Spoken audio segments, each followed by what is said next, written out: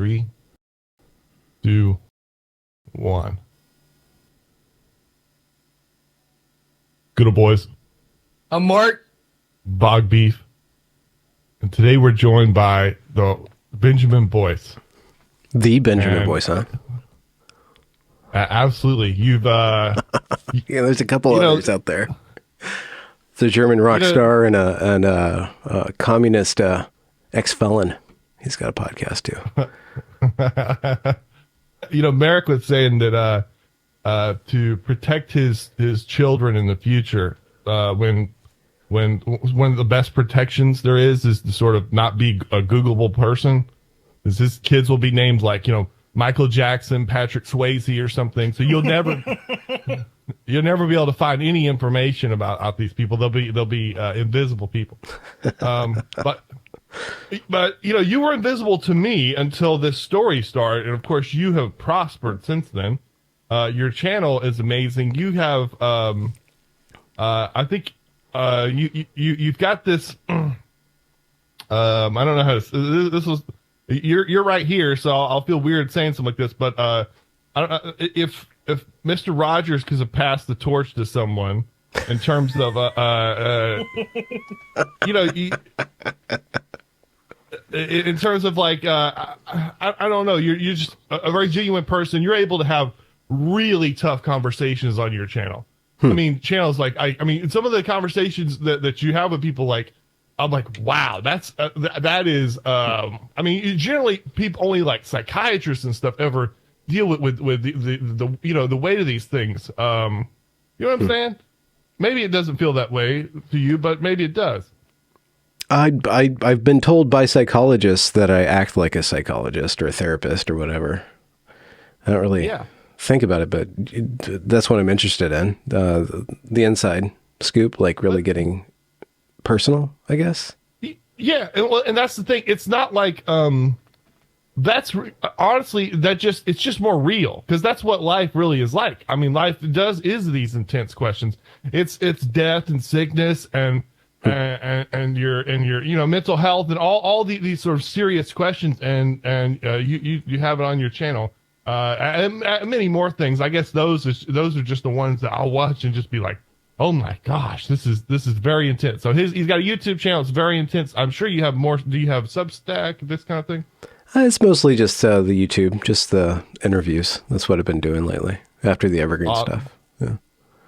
Now, and that's where our story begins. So, and we were, me and Merrick, my co-host here, we were glued to this.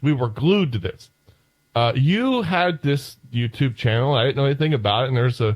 And there's a guy there, Benjamin, and he appears to be like in the location, like nearby, and you are covering the Evergreen story. So, I don't know, maybe you could give a short thing about the Evergreen thing, but all we knew as an outsider was that there's this college and there's this explosion of like woke energy stuff. And this was like, this was back before this kind of thing was everywhere. And, it just seemed like, it was this crazy situation, and you were covering it, like with a fine tooth comb. I mean, just you had everything there laid out in front of people. And it was honestly, it was one of the most educational things I've in my life. And you had, it was great. Fantastic. You have to kind of give context to this, because we've been steeped in this kind of talk for years now. Yeah. But in 2016 and 2017, I mean, perhaps the people who went to university or worked in HR or whatever, this stuff was all familiar to them. But for someone like me, I'd never heard of any of this stuff. I had vague ideas about diversity and inclusion. Like, up until then, it had been sensitivity training at your job. It was not exactly the same creature. And the term woke really didn't exist until, like, I think 2015, 2016. So like, this stuff was all brand new. It was like getting a dispatch from a Martian university. But that we found, like, as we found out, like, it quickly, it's not that it spread, it was everywhere already. We just didn't realize it. It was very rapid. 2020 happened, and then it was there for everybody to see. But, and what I hope to talk about this, because this, like, whatever you think happened there, it's so much more interesting and it's so much more educational. It is not like you think. And but before we get into that, let's start out. Did you attend Evergreen College? Yeah, I started there in winter of 2013. Precisely, I guess I would have started next month in 2013, which would be 10 years ago. Now, Evergreen was a was it a unique place? I think I don't know if it's a unique place anymore, but yeah, it was a alternative college set up in the late 60s. Well, they began to plan it in the late 60s. It opened in 72, I believe. A little rusty on the details.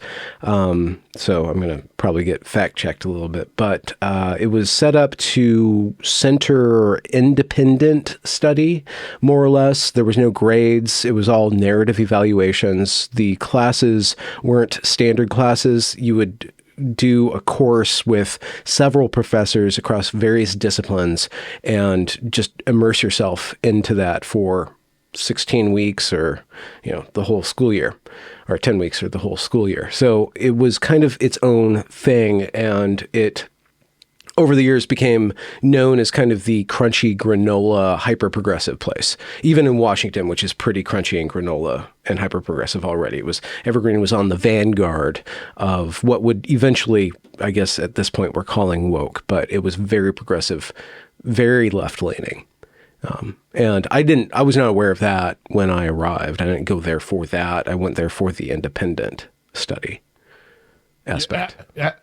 Absolutely, because it's like, they say, well, it's super woke or whatever.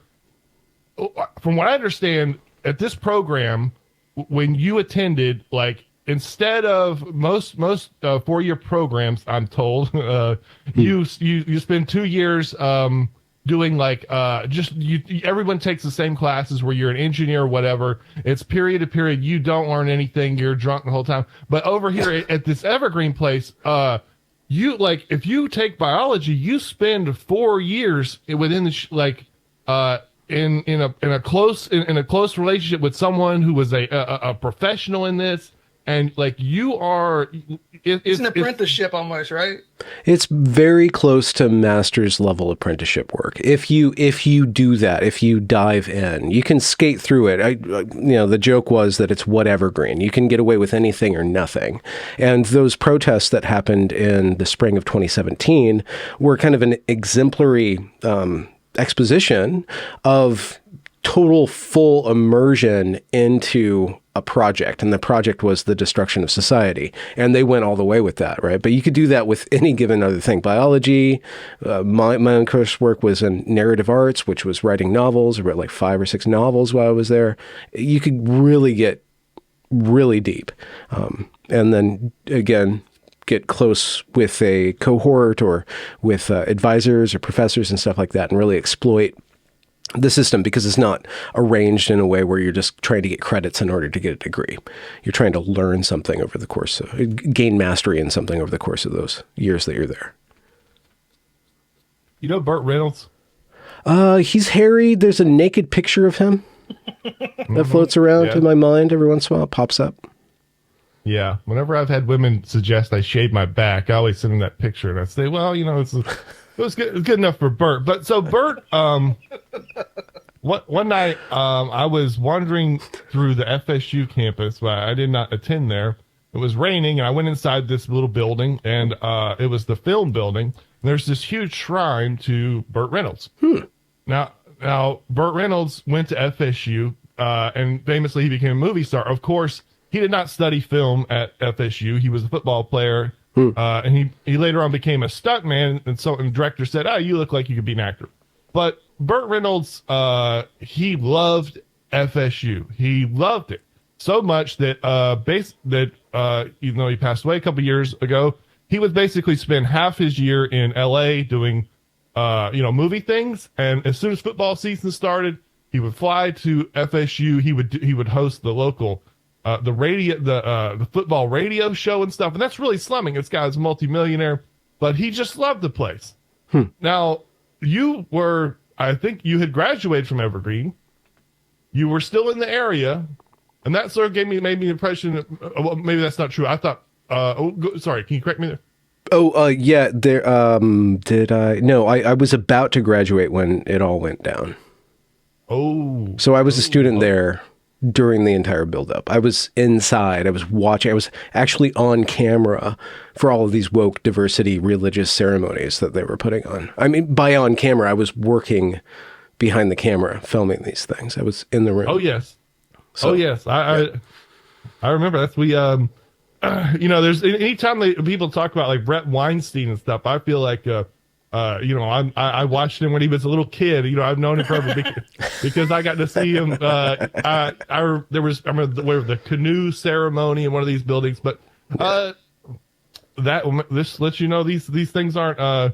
That's okay. So that is a bit different. Burt Reynolds didn't go to Evergreen, but Kramer did. So they have their own famous actor alum. Was it Kramer? I know Matt Groening, the Simpsons guy, did, and that one guy with the two songs, Macklemore, was there, and a couple other people. But maybe Michael Richards, if that's his name, went there. I think you're right. Okay, so they had this alternative lesson plan. Did you really like that? Did you think Evergreen was doing an important thing there? Yeah. Well, it's really about yourself. I mean, it's infinitely exploitable. Like I said, you could really skate through and not get anything done. Just do the stereotypical basket weaving. You could get a undergraduate degree in potlucks and hemp ingestion or something like that. You could really do whatever there. And I was an older student when I arrived. I was 36 when I went there. I had not gone to college. I was working preschool and trying to write novels, but I wanted to get credentials. I wanted to be a person, right, in the world with cred in the world. And I thought college would be the place to, kind of just stop working and completely devote myself to study and perfecting the craft that I wanted, which was narrative arts. But when I arrived there, I'm 36, the kids are 19, 20. They're half my age. I'd worked in preschool. It could have been conceivable that some of the preschool students that I had were there with me. And the expectations were very dramatically changed very quickly because I had to tone down my curiosity in order to, fit in with kind of these kids, these, I guess, millennials or maybe Gen Z. They're right on the cusp. My cohort at Evergreen were right on the cusp of Gen Z and millennials. So geriatric Gen Z, maybe. So it was interesting. I had to kind of adapt my expectations for it, but I could still get away with anything myself. So I really concentrated on trying to work as hard as I could while I had this kind of vacation from real life.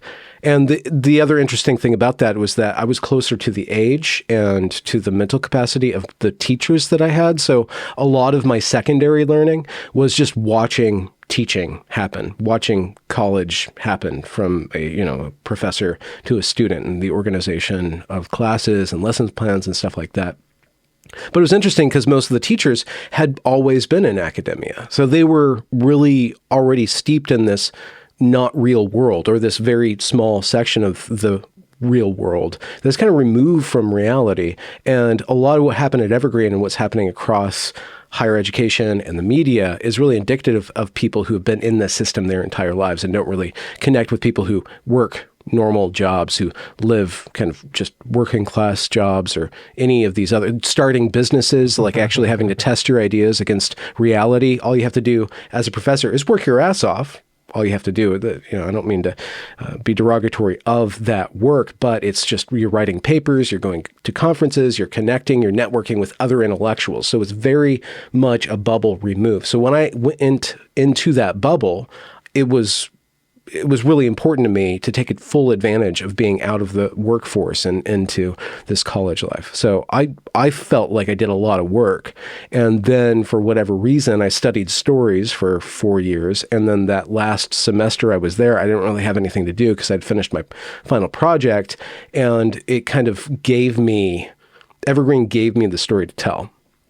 It gave me, this huge story, and it laid it all out before me. So not to puff myself up, but it wasn't so much that I covered Evergreen as that I uncovered Evergreen, because I knew all the keywords. I knew how to get all the documents. I knew where all the video footage was from the college and then also from the students. So I was able to map out in excruciating detail this happening, this very weird cultural Salem witch trials moment.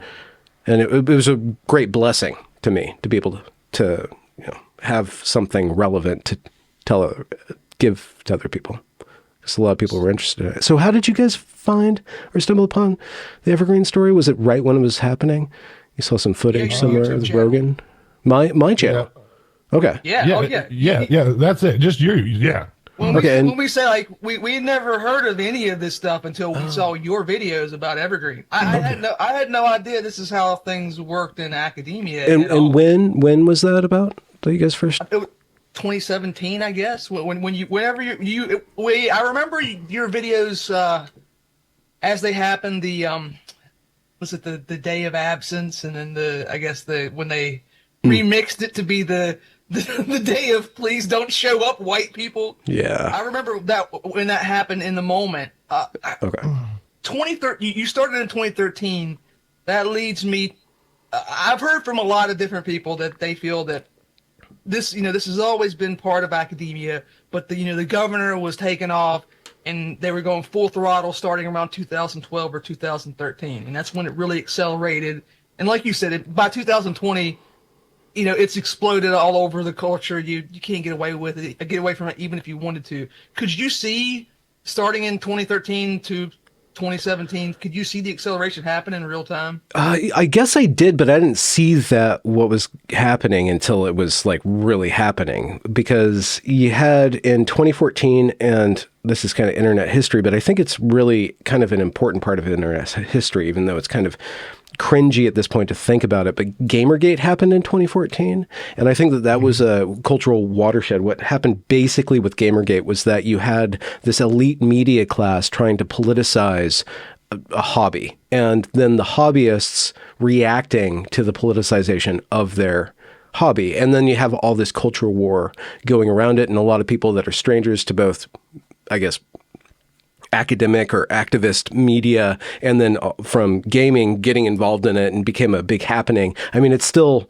being blamed for Trump. I'm sure that you could probably find an article in the Daily Beat Off somewhere that blames Elon taking over Twitter on Gamergate, right? There's just something about that. But in 2014, that's when you start to see this highly educated class that had been taught these lessons about politicizing everything start to gain power and start to ramp up the rhetoric. And over the course of that decade, from about 2012 to 2020, you have what had been brewing in the college start to manifest itself in the media specifically, and then start to mold and shape discourse and political narratives in a very strong way, all the way up to the George Floyd thing and the COVID thing in 2020. So yeah, that whole thing happened. But while I was on the ground watching these kids, these young people or whatever, ingesting, being taken through all these indoctrination or it was indoctrination, because you were not taught to criticize the ideas. You were taught to criticize America. You were taught about privilege. You were taught about race and sexism and gender and all these things. And you were supposed to follow a script. You were supposed to, one day we showed up to work and we all had to say our pronouns out of nowhere. You just had to say that. I'm like, well, who decided on this? Right. So there was this ramping up, and then I saw that rhetoric or that ideology start to manifest itself in the students' behavior. The students started to see that this is a way to gain power, to manipulate other people, and to basically just be total assholes. At one point in the middle of my Evergreen experience, I thought of a stupid tweet. I wasn't on Twitter back then, but like, empowerment without etiquette is just a license to be an asshole. These kids were being taught to be empowered. You need to be empowered. You need to be empowered. Like, no, okay, power is one thing. Grabbing power is one thing, but actually regulating your behavior is somebody who's worthy of respect. It's not about being empowered. It's about being somebody who deserves respect. And that was a complete huge just missing part of the puzzle where these teachers and this admin were trying to teach these kids all this activism, but not how to be human beings. Like the whole question of what a human being was really missing in all of these lectures and seminars and workshops. And so when the wheels came off, there was nothing driving it except just raw will to power, just raw human exertion of bipolar, narcissistic behavior patterns. And I think that that's kind of like one aspect of what the woke stuff is. It's really like kind of it's just really bad. It's really bad for human psychology. It's really bad for humans' perception of other humans and of the world and of themselves. And that's kind of what I've been studying through my interviews, is to get to see how these ideas have really made people suffer more than make the world better. Right? That's the real gambit of it. Absolutely. I think I get what you were saying now. We were talking about, so with the evergreen specifically, I've heard Brett Weinstein say that, like, this is like he didn't say this, but it sounded like whoever set up this machine, it was very free, and it was powerful, and like, in the hands of someone who, like, he would show, like, he would just take his kids to Guyana to go look at weird biology or something, and it was a powerful weapon to do whatever he wanted. And I think what you're hinting at is, yes, maybe in the hands of someone who's honorable or have a mission that is just educating people, but in the hands of other departments, whatever, they have an unlimited. Now, like, they have much more power to go crazy there, or not to go crazy, but to, like, I don't know, accelerate this. Do you think this is one of the reasons why things went so much faster there? Because, I mean, obviously it's the Pacific Northwest. What do you think the percentages of people who smoke weed in the Pacific Northwest? I don't know if weed's correlated with wokeness, but there's a lot of weed out and about. I mean, it's legal here. It's been legal here for a few years now, probably 5 or 6 years, actually.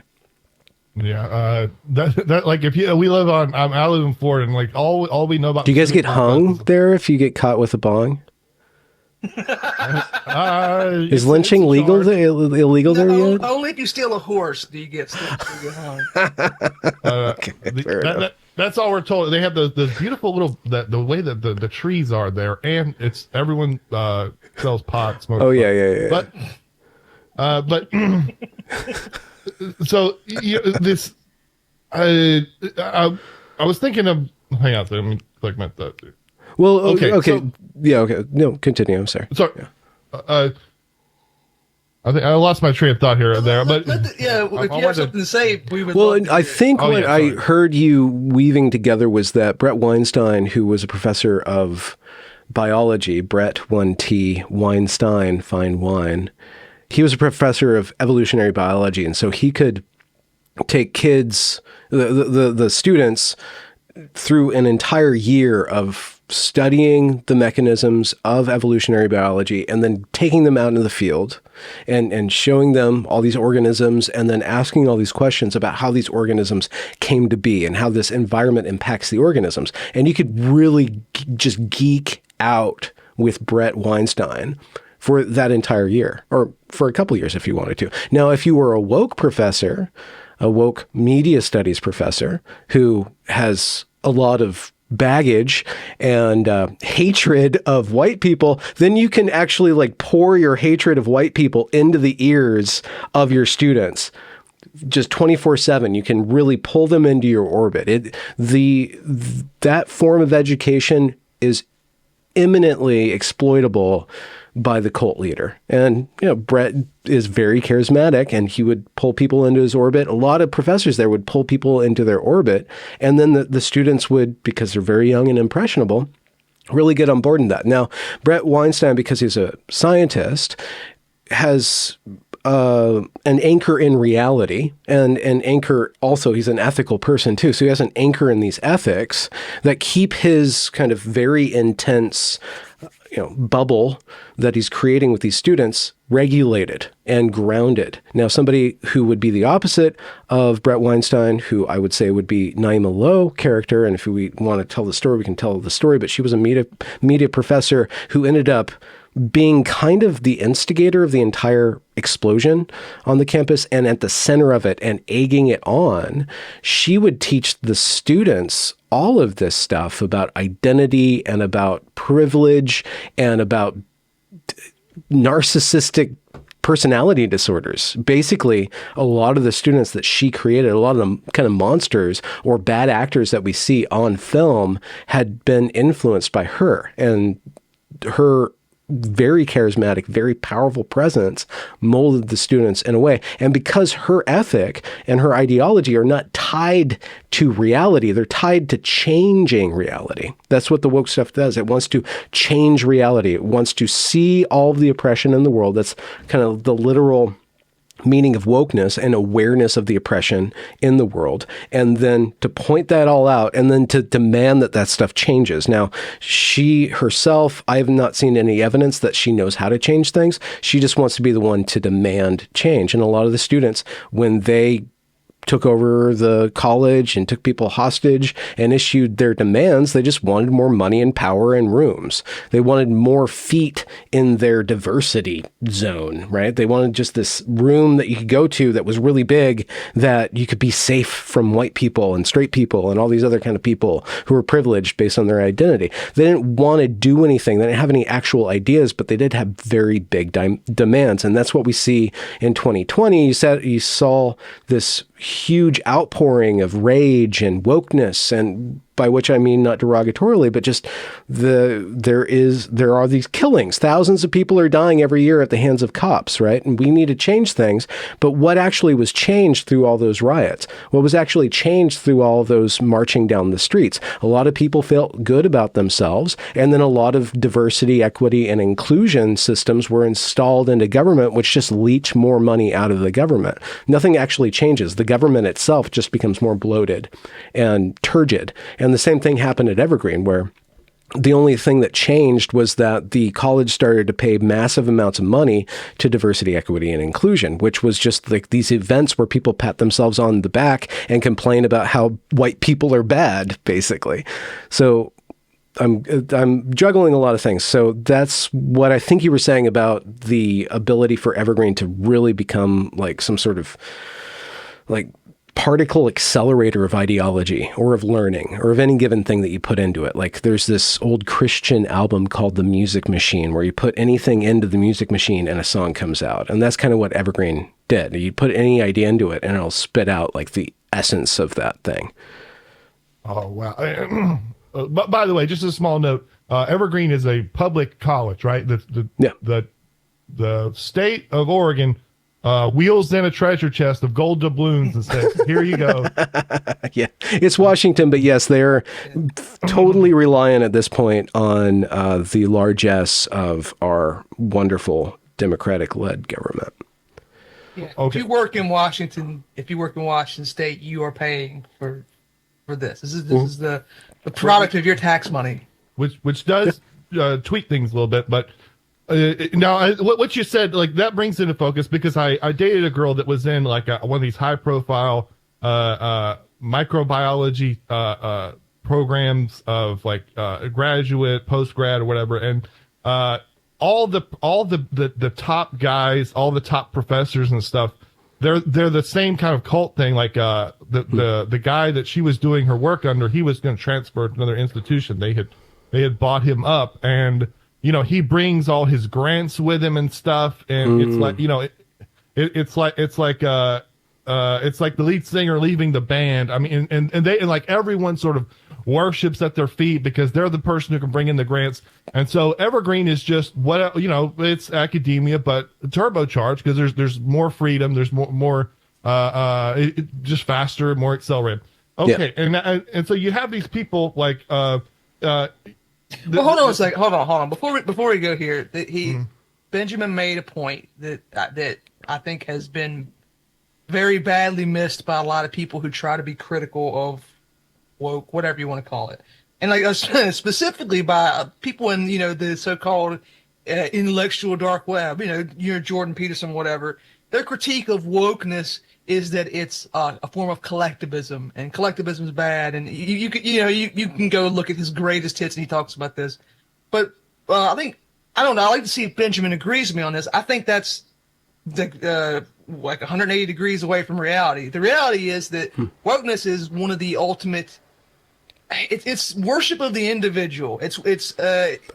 Unfortunately, once you start like turning inward and looking to yourself, that's a bottomless pit, and you can throw everything in the world into it. It's just, this is why pretty much every culture in human history tried to move people away from this kind of selfish thinking. I don't think there's anything collectivist about this behavior at all. I think, as you alluded to, this was about, like, does anybody think that someone like Naima Lowe cares about anything other than Naima Lowe? Well, you know, there's something that you're saying that is a very big question. Because if we start to ask that question, okay, well, why is woke very collectivist on the surface and then very narcissistic in the person? Then you're saying, well, there's something about, there's something missing here. There's a big question here. And then you have to start to question, this is my path. Like, okay, well, where did wokeness come from? It comes from progressivism. Where does progressivism come from? It comes from liberalism. What are the foundation principles of liberalism? It's individual autonomy, liberty, and I guess this thing called fraternity, but it's really about the human will. It's really about everything. The only thing that's legitimate, the only authority that's legitimate is authority that is consented to. The only child that's legitimate is the child that's consented to by the mother. The only life that's consented to, and this is what's happening in Canada with the doctor-assisted suicide or the easy access euthanasia, the only life that's actually worth living is the life that you consent to. And if you don't consent to being alive anymore, it's your right to end that. The only thing that's really at the core that we see at the very extreme of wokeism, that's the same thing that you see kind of beginning in liberalism, is this image of man as a willful, rational creature that is above nature, that is above any sort of authority. And then when you get to wokeness, you have all these layers of fraternity and equality, but underneath that all is the individual will. And that's why you see in a lot of these activist circles this continual kind of destruction of people by not being pure enough. There's this continual threat of being canceled in the left. I mean, the left will cancel anybody who's just beyond them, and then they'll hate the right or fear the right or whatever. They'll call everybody else fascist or fascist adjacent.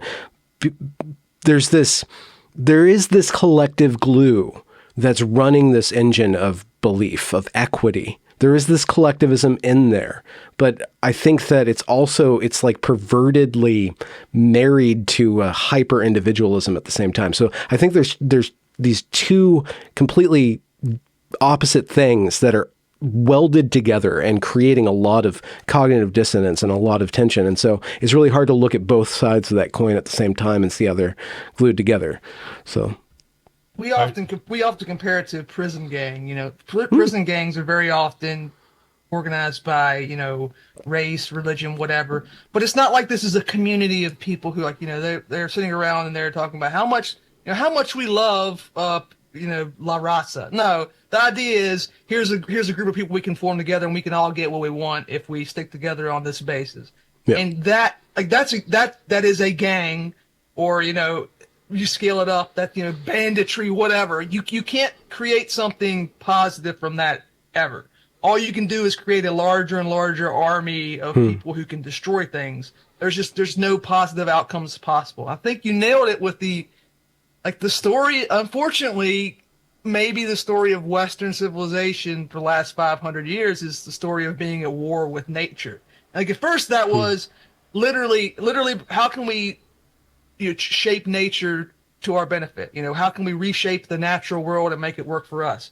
But perhaps in more recent history, we've turned that even further inward to how can we have mastery over human nature itself?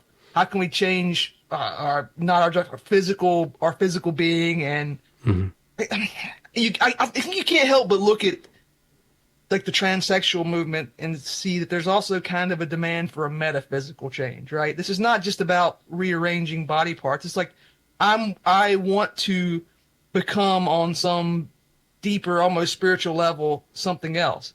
And that's not something that really jibes with the rest of the Western canon or whatever you want to call it. It just doesn't, it's definitely something that doesn't add up without whatever we're missing. Yeah. There's this interesting horseshoe between the kind of one phase of the environmentalism movement, or a romantic vision of the indigenous peoples of America, where they were at tune with nature, which is kind of like a stereotypically leftish idea, but it's also what you're bringing about. There's this horseshoe where the right's like, or from the dissident to the left point of view, it's like, no, we need to respect and live in harmony with nature in this kind of not hippie way, but not hippie way kind of thing. There's just a tension there. Yeah. There's always been a tension between hippie and communism, because I mean, like, and by the way, like, I mean, if we have friends, we know people, there's a great account on Twitter, but there's a lot of people like this that are far right wing, and like, you know, when they post like they'll post like I guess they get the pictures from some kind of apocalyptic video game or something, but it'll be downtown Chicago and there's just trees everywhere and tigers and all the buildings are sort of worn down, and you know, that is a certain environmental future that and they're very, very, very right wing people. You know, they want to go back to the savage of you know, caveman life, where, and of course communism, like, you know, communism is like the reverse of hippie. Like, you know, communism, it's like, you know, futuristic, everyone's going to work in a big factory, and that's just kind of like the opposite of how that works. But, you know, you brought some great points there. The thing about, you know, I think we can blame Rousseau and the social contract theory for this stuff about the consent, and which really, you know, maybe he had bigger ideas, but it seems like in modern life, all this stuff about consent and your individuality is used to avoid responsibility, perhaps even in the legal sense. There's a lot of that going on. I mean, I have my own opinion. I'm not saying it's right, but this is sort of because of the things I think about. The thing about it being individual, and it certainly is individualistic, because if you look at how the left sort of will interact with like straight up normal black nationalism, they will consider those people kind of naive or stupid, or even they'll sometimes call them bad or whatever, because, you know, that's not like what they really like, you know, is the search for the what do they call it, the revolutionary subjects, like, well, as long as you're like as long as you're doing like black trans and black gay and all this kind of stuff. However, I mean, in my opinion, like it is just the liberal individual, blah blah blah. However, collectivist voting is successful in a liberal democracy. So certain groups can do it because of the Civil Rights Act, and others can't. And so it's a winning thing to win elections. And winning elections is also very important. But that's just one of my theories. But this Naima Lowe person, I want to kind of skip her, but she's a good person to talk about for a second, because she sort of sets the table. She's the kind of person I imagine people could imagine. It's the woke professor, you know, shouting opinion stuff, like you said, very charismatic, influencing lots of people. But I want to talk about, and she. I don't think you can just skip Naima Lowe. Naima Lowe and George Bridges are the same person. I really want to talk about George, but let's I know, let's but you have to talk about her. That's like you can't separate it. Okay. Yes. As an archetype. Have you? Did you ever meet her? Oh yeah. I mean, talk to her or anything? I tried to help her with something. I helped her in the capacity of turning on a computer, resetting a computer. Like I had minimal interactions with her. I would see her in the hallway, and she gave me a certain sort of vibe that was interesting. I didn't think it was friendly. It wasn't a good vibe to be in. But you know, you're like, okay, well, here's a hooty tooty professor who thinks that she's the shit, but every professor basically thinks that in their heart. It's like, okay, I have my little fiefdom. Now I'm going to order people around kind of thing. It's really hard to do that job without becoming a prophet, I think, in your own head. But whether you're woke or not woke, I think it's just part of the people who end up in that position. But yeah, I met her. You got to be careful. There's this theory going around that like all the sort of really woke non-white women that they're very performative stuff, that they all secretly want. I mean, they're not secretly. They all date and are only attracted to straight man white guys, the most white guy you could possibly imagine. So might have to be careful around her. Oh, what, Meghan Markle and AOC, they both end up with gingers. There's a graph for everything now, and there's a graph for something like this. Okay. It's got a. Mm-hmm. Is this like the crazy hot graph, but the woke woman who actually wants to be a part of the master race kind of graph? Is that what you're saying? Yeah. Okay. Yeah. And the theory about, there's a funny theory about that. That's like, if you sit around and talk, so who's the most popular character from fiction in the last like 50 years is probably Darth Vader. Oh. Like people wear Darth Vader underwear, and old people everyone just seems Star Wars was a big movie, and Darth Vader was this really. Well, Darth Vader was like, he was like a character. You can call someone Darth Vader of whatever, and you don't need to explain any more than that. He's become an archetype in our culture. Yeah. Okay. But when you make this movie, you talk about how bad this guy is and evil and powerful long enough that you start to like it. And I imagine if you're in class all the time and you're like, the white man rules everything. He's ruled everything. Yeah. You would start to. Well, that's the theory. Okay. Yeah. Your panties would start off in a twist and then become well lubricated to untwist themselves, I guess. Yeah. The reality, like I was sitting around drinking with some friends, and we had a buddy that was in the Marines, and he had seen a lot of stuff. He was like a, infantryman. He had did a lot of combat, got shot a bunch of times. And, someone asked him, a new movie had just come out with John Cena called The Marine. Someone had watched it, and they said, "Is that movie like anything like being a Marine?" He's like, "Well, a realistic movie about the Marines would be 2 hours of guys sitting around drinking beer." So sometimes the reality, they work themselves up. But,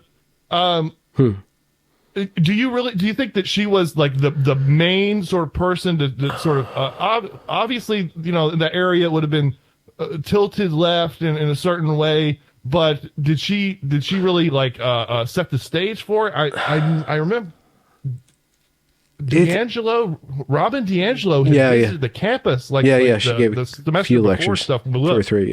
Yeah. DiAngelo was there. DiAngelo's basically canceled though. She's not black enough. Her white fragility is all performative. But yeah, so the interesting thing or the wonderful thing or the difficult thing about the Evergreen story is that you have all these characters.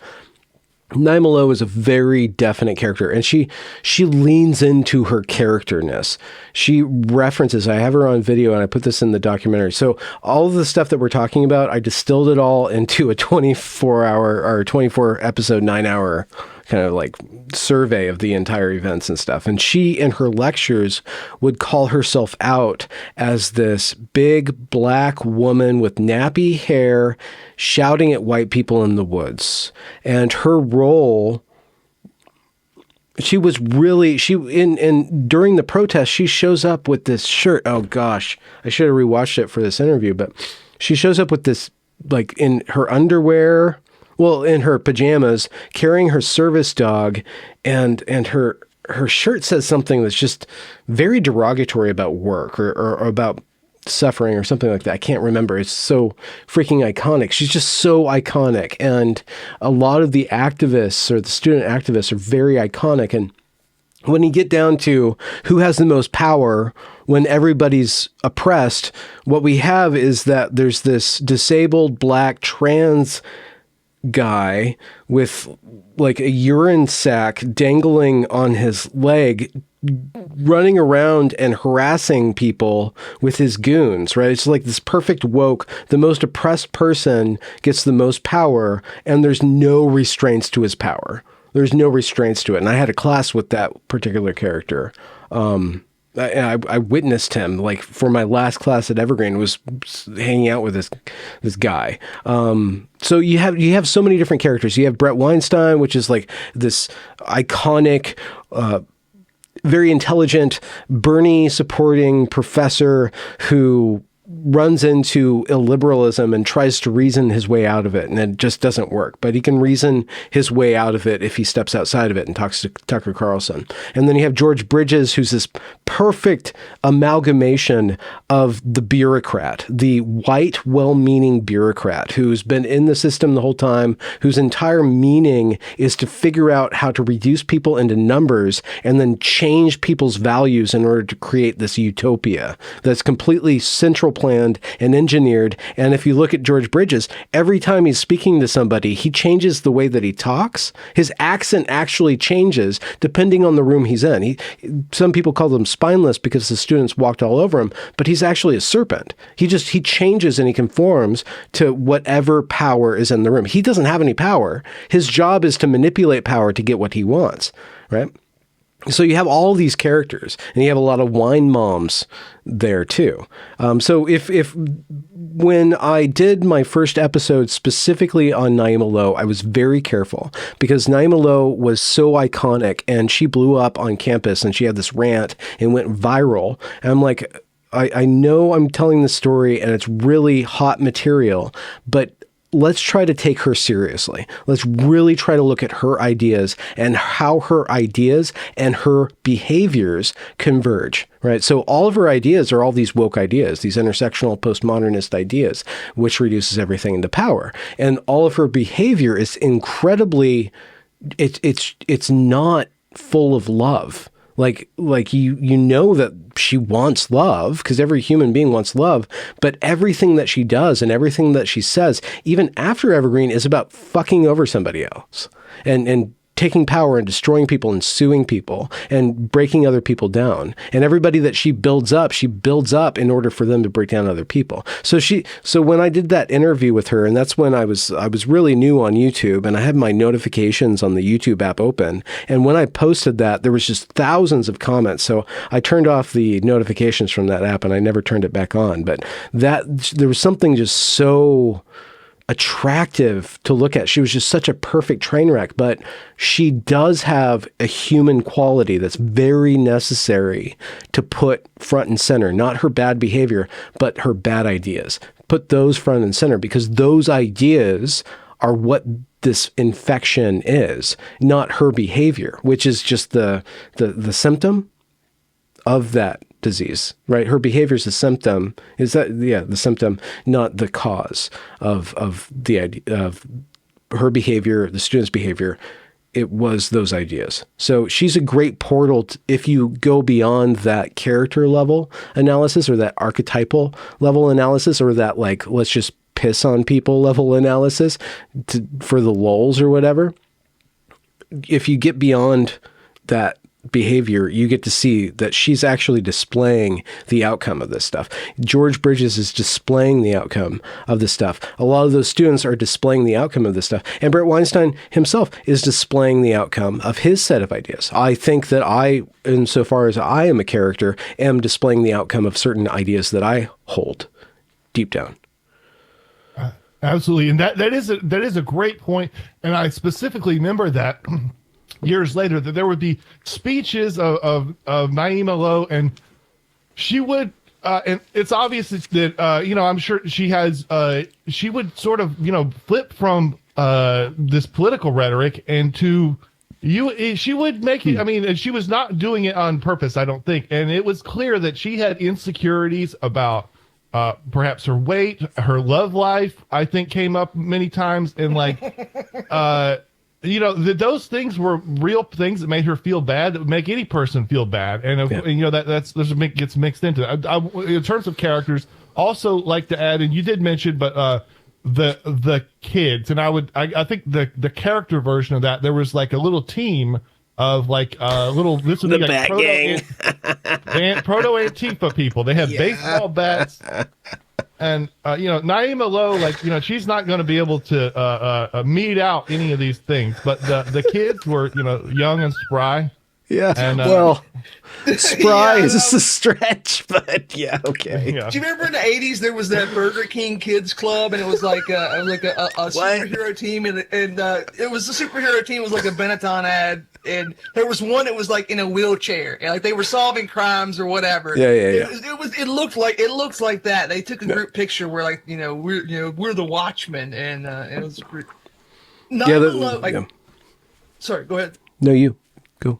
Naima Lowe walked away with what, 250 grand, something like that. Oh gosh, I know I should have brushed up on all this material, but what Brett and Heather got, she got half of what Brett and Heather got. So she got the same thing that Brett and Heather got. So $250K, and then Stacey Brown, which is the chief of police on campus during that time, got half of what Naima got. So she got $125K, and then Brett and Heather together got $550K out of their tort claims, all that legal stuff, due to like workplace problems or whatever, however they went about suing the college. And the college just started paying off everybody to get out of it. Everything that the college did to bail the boat out or whatever was just like spend money. We're just going to throw this money out. It was just so ill managed. It was so ill managed. That reminds Kirsch Yarvin is always we've talked to him a couple of times that he really that love Kirsch Yarvin. Have you talked to him yet? I've only had him on. That was I just did my podcast like review and stuff, and I had him on I think in May, and that was my top episode. I absolutely adore Curtis. I've been geeking out on his material, his unqualified reservations. I have to say that everybody who's interested in what's happening now with all the woke stuff in 2020 and the stuff that's happening with Elon and Twitter, everybody needs to read How Dawkins Got Pwned. Is just a brilliant series of essays. And there's this YouTuber called Skeptical Waves who's done audio versions of all of Curtis's work. So I just need to plug that because his stuff it's so insightful into the mechanisms of power that are at play here. Yeah, but continue. Sorry to interrupt. He was writing in 2008 that like in 2008 he's like, there's this thing called Antifa, and in 2008 you're like, yeah, it was crazy. What? Who cares about that? I guess he said that I was brushing my teeth with Toms in the 80s. and so he's like he saw these things from the future, and then you're at Evergreen. I guess that's a couple years behind brushing your teeth with Toms in the I started brushing my teeth in Toms in 2003, so I guess I'm about 20 years behind Curtis. Yeah.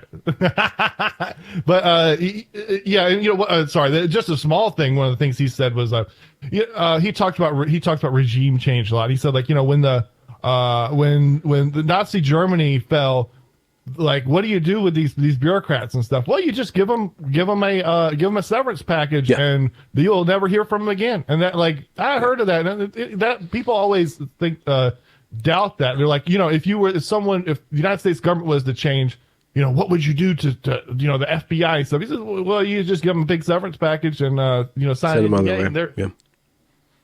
Don't fight them. Just hand them a check, and apparently that's what happened to Evergreen. But okay. Well, okay, but here's the thing with we're talking about Ms. Lowe and George Bridges. Ostensibly, Naima Lowe was attacking George Bridges as the president of the university. She was making demands upon him. Wait. That's the big story, though. Let's hold on to that. Hold on. Okay. I'm serious. Okay. Okay, so this is the main thing I want to talk about, and I want to start at the beginning, at the real beginning. Okay. George Bridges gets hired to Evergreen College. Yeah, as the president. And that was not meaningful at that time, because at that time, the Evergreen had this unique arrangement where the administration had no power, the professors had all the power, and I guess there was some kind of thing where, like, once every 3 years they would swap out to do like admin, decision making, and then go back to being a professor, something like this? Yeah, there was so another bleeding edge or alternative way that the college was set up was to give the teachers as much power as possible over the curriculum, over the running of the college. And so there was circulation between the admin and the teachers through the dean roles. But when George Bridges shows up, he does two things. Well, he does one thing that leads to the second thing. The first thing that he does is, do you want me to? Well, so when he got hired, he gave a speech. Do you remember this speech and, Yes. and what he said? But when, at the moment he gets hired, the president of Evergreen means far less than it does to mean the president of Ohio State or other things. Well, I don't know other colleges, but the main job that the previous president, who was a black man, actually, not that it matters, but it does matter because of the context of what we're talking about. The main role of the president prior to George was fundraising, was just keeping the college afloat by basically whoring themselves and whining and dining the Democratic legislature. Right. So it was all about fundraising, and not just the legislature, but just getting a lot of people to support Evergreen. So, and that actually is kind of an interesting part of the story. If somebody wants to turn this into a novel, I was thinking about it, but I'm just going to do a musical. But there's this interesting thing where Les Perce, who was the previous president, had not really been paying attention to what was going on at the college because he was so focused on on fundraising. He was focused on what was happening outside of the college. So when George Bridges shows up, there's a lot of institutional rot going on already. There's a lot of people who are just kind of in positions that are just, the institution itself is really spongy and really easy to exploit if you give them and promise them the right ideology. Then you can start to rearrange the entire power structure because people aren't really taking it seriously. People are kind of lazy. People are kind of just in a rut. And plus there's this huge changeover between the old guard, the classical liberals, more or less, or the classical hippie liberals, and then this new, much more woke set of teachers and stuff. And a very small contingent of the younger professors are very into social justice, like bleeding heart, like not just bleeding heart, just like bleeding aorta. They're just like pouring empathy out of their necks and these huge blood splatters all over the place, just wanting to change the world and stuff. And so there was a very small group of people who were really concerned with race, and race through the Obama administration had become much more salient. So I don't think that George Bridges did this intentionally, because actually his entire body of academic work himself was about changing the social justice, or changing the criminal justice system in order to favor or not disfavor specifically black people in Washington. He was very about saving black people from prison and from the justice system. And that's always been his work. And that's what he's been doing since he stopped being a professor, or the president. He became a professor again. Now he's teaching criminal law, or social justice criminal law and stuff. And his first speech when he arrives on campus was, this is not verbatim, but it's pretty close, was that the civil rights had made gains. In the 60s, we did a lot of work, and that did a lot of good racially, but racism still exists at every level of our society, and our job as a college is to fix that. Our job as a college is to confront racism, and so we're going to do a bunch of trainings and learn about this and lean into this discomfort. George Bridges arrives on the scene. He empowers a small group of very radical professors by giving them free rein to create this equity, diversity, and inclusion report that will then reorganize the entire college around changing the world. But what that gets him to do, or what that gives him, just as an administrator, and I don't know if it was intentional or not intentional, is the ability to take all the power out of the teachers and then assign it to the administration. And then he, as an administrator, gets to create this college that was really not top heavy into the most top heavy college that can possibly be, where all the power goes up, and then he has all these vice presidents. The org chart goes from, I can't remember the numbers, but the org chart goes from like 60 administrators to 100 or 210 administrators over the course of his time there, and the entire equity, diversity, inclusion, anti-racism stuff is what allows this massive transfer of power, this massive expansion of government, basically. Oh, okay. Well, humor me, because I mean,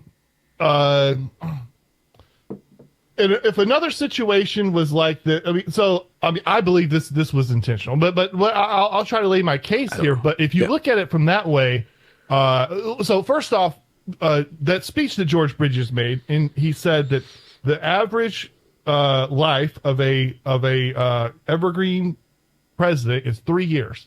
Oh yeah, okay, and he intends it to be, and he intends to be there much longer. No, he doesn't say that. This isn't a meeting. This is during the protests where he takes the activist students aside, and he tries to give them every single thing that they want. And also the telling part of that is that we need to shut down emails. He's all about controlling communication and shutting down emails and telling people not to email each other. And even the activist students are like, you can't just tell people not to talk to each other. Like, that's ridiculous. But yeah, he does say that like the average tenure is like 4 years or something. And he'd already been there 3 or 4. And that was one of those moments like the Naeem Alone thing that there seems to be a lot of bloviating during this time. There's a lot of people standing. There's nothing else to do. This entire movement's not about doing anything other than bloviating. And they even look like cows. Sorry to say. Oh, that bovine and bloviating, are those two different things? I'm gonna have to look up that word. Do you guys have like a Jamie, like Joe Rogan has a Jamie that looks up things? No. We got a Jimmy, but all you can do is tune up your carburetor. Oh. Thing, unfortunately. So sorry. Yeah, continue. I'm gonna look up. Yeah. We lately we've been doing more. We do a lot of stuff live, and as soon as that happens, my live instincts kick in. Where I was like, I gotta start covering while he's listening. Yeah. But we're not live, so we'll edit it out. But. I got your answer right here. It's from the word blow, to speak, to idly boast. So I don't think there's actually any connection to, but we could, well, whatever. But how many people are going to know? We'll just say it was anyway. You're a man of letters. People will believe you.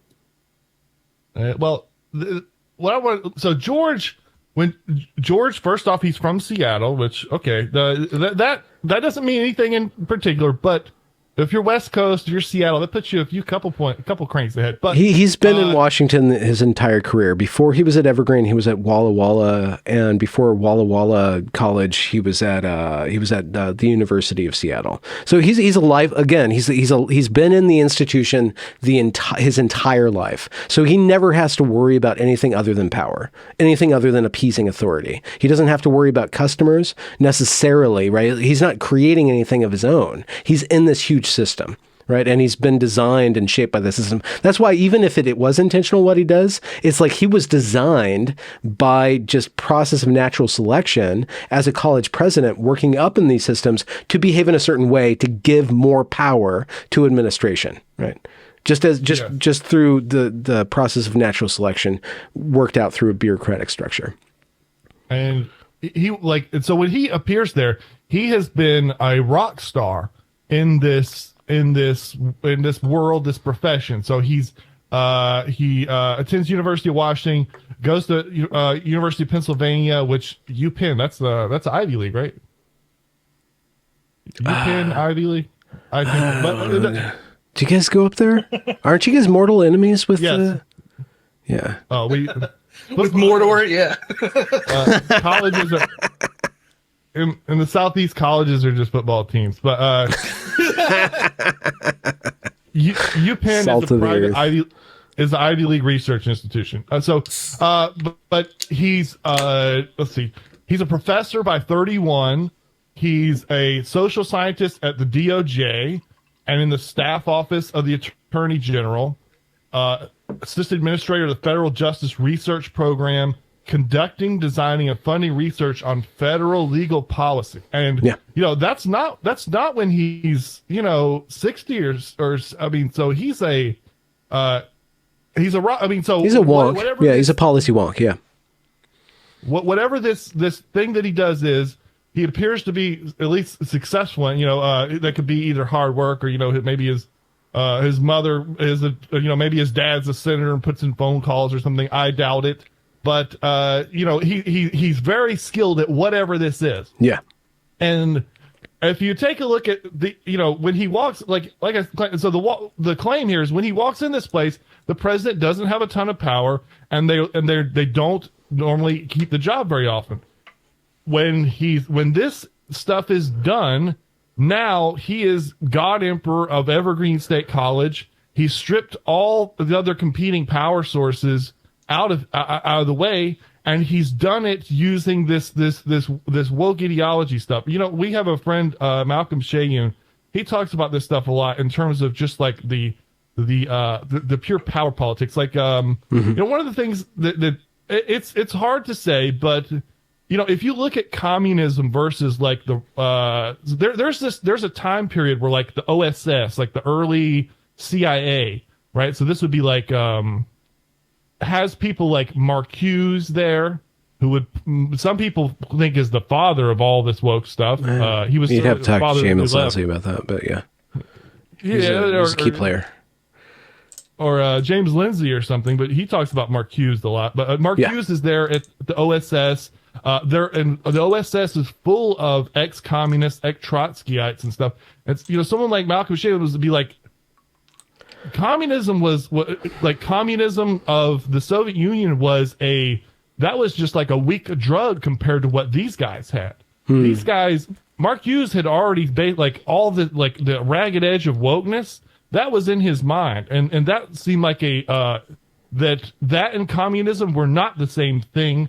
And in fact, this was a much more powerful drug. If you look at stuff that was like written into law in perhaps the 60s through the 80s, that no one even like sort of took seriously until later. Like when you realize, like, you ever heard disparate impact?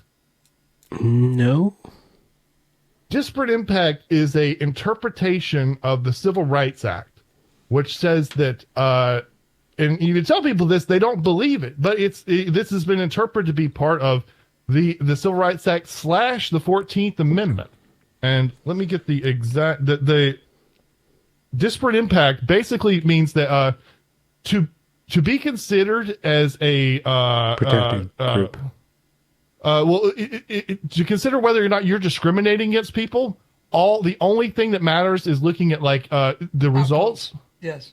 And no intention is required. So if black people are a certain percent of people and they're more arrested, then you are a racist by this law. Yeah, that's not just you're a racist. Like legally, even if you write a law that goes out of its way to say that this is all about equality before the law, no one's targeted by this.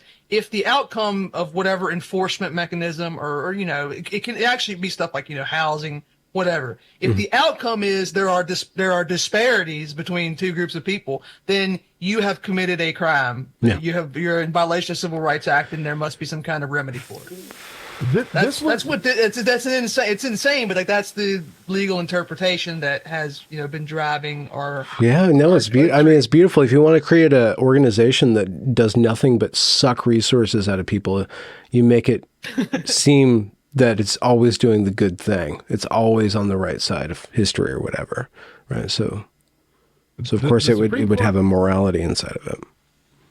And the Supreme Court decided this in 1971, and this has been they I don't know if they protected it or if you were to walk around in 1975 and start applying this to the ragged edge of they just wouldn't have worked. Would be George Bridges. That's what he's been. That's what he's a OG swamp creature. Like he came out of the sociology department and started working in public affairs in the Justice Department, right? Didn't you say that in the early 70s or was it early 80s? I think maybe even 90s, but yeah, he's a wonk. He's always been a policy wonk. He's been molded by the system to behave in the system's favor, and the system rewards him by giving him more power.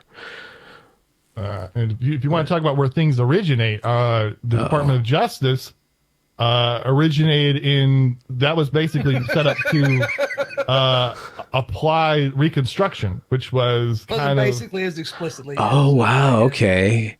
Here's where here's where that flag comes out. What's it called? The Confederate flag? This is where it starts flying at this point. You guys aren't Gagston, are you? What's that? You're not the Gagston kind of flyers. You guys, no. Stars and bars, baby. Dukes of Hazzard. Gadsden flag in front of her house. So they're kind of interchangeable now. Yeah, I guess in the last 10 years or so they've become interchangeable. So the Reconstruction. Are you read in I'm not read in this at all, so I'm just curious about the powers granted to the government, or that the government granted itself in order to reconstruct society in its own image post-Civil War. And so you're saying that the Department of Justice was formed with the power or with the mandate to reconstruct America as a single entity, all under control of a central government? Guess who founded it? Take a wild guess. John Wilkes Booth? Close. Ulysses S. Grant. Oh, really? So, the Department of Justice was explicitly created with the task of enforcing the new civil rights law in the South during Reconstruction. This is why the Department of Justice exists. This is its original mandate. But like everything else, once you create power, it never goes away, and it eventually, over time, more. So they're still going after people in Florida now. The DOJ is still like exerting its influence to like raid ex-presidents' houses and crap. I mean, the thing when we talked about this, we talked about this kind of recently. Like I was reading up on some old stuff, and the book just casually mentioned, of course the Department of Justice itself was created for this purpose. And it was funny because I never thought of the Department of Justice as something that was created almost 100 years into the existence of the United States. It was just like, oh, we probably always had that. No, we didn't. And this is where this links into the story that we're talking about now. Once you create something that has power, it never goes away. What it's going to do is naturally seek to increase its power. Yep. And Mr. Bridges, the guy that we're talking about, he had a job that wasn't necessarily as powerful as it is today, but his goal, as Benjamin has been saying over and over, is to accrue more power and money for his religion. For the office, because he believes in the office. See, this is the problem with interpreting it without the psychological aspect of like he did this intentionally, which Brett really has laid out really solid arguments with Bridges doing this intentionally for his own gain. But I think that Bridges is kind of an empty suit, and the beating heart of Bridges is a morality, this woke morality, which has been perfectly designed to fit into the bureaucratic mindset. I think that I don't see anything there in George. I don't see evil there. I only see a person who's completely subservient to power. Completely subservient. Well, no, that's perfect. I mean, so I think I mentioned, I called him before. If not, he was like a Navy SEAL of a bureaucrat version, if you look at a Navy SEAL or any military, someone in a military unit, you're not supposed to be an individual. No. You all shave your head. You're just the living, the living embodiment of the thing. That doesn't work. He's a high level courtier. Like he really played court politics to the utmost, and his faction has grown in power. But like I don't like the framing where he's like he's secretly Tony Soprano, because he's not. He's not Tony Soprano. But listen to this. Okay, so Grant appointed Amos Ackerman as the Attorney General and Benjamin Barstow as America's first Solicitor General. the same What week year? Congress created the Department of Justice. 1867, Seven, I believe. seven. Okay. All right. Nice. The department's immediate function was to preserve civil rights. Okay. It said about fighting domestic terrorist groups have been using both violence and litigation to oppose the 13th, 14th, and 15th Amendments to the Constitution. And so if you, instead of the Navy SEALs of the U.S. Marines, he comes from the DOJ, which by the way, the DOJ and this sort of movement, I'm sure that, me harboring animosity towards it is a minority position. And in fact, this position is sort of solid gold in the public. Even perhaps online, there's I have problems with the whole thing about that certain races are arrested more, whether or not that has that's because of racism. In the 1990s, 80s, in the 90s, the 2000s, 2010s, that's definitely a majority opinion of the public. They had a good sort of these people someone like George Bridges walking around doing this work, and perhaps even doing the work that handed down to him from things like the DOJ or just sort of liberal stuff, from the Pilgrims. They didn't this feels like a winning team, et cetera. You're not going to be second guessing yourself about the things that you're doing. Which, by the way, the DOJ is civil rights plus this they didn't go to the South and do struggle sessions. They just straight up said, you can only vote for these people. It's, the might of bureaucratic power. Can I wrangle this and phrase it in the form of a question for Benjamin? Cause I think that was kind of, maybe I'm wrong. That was kind of a wildly good old boys framing of it. Let's do it this way.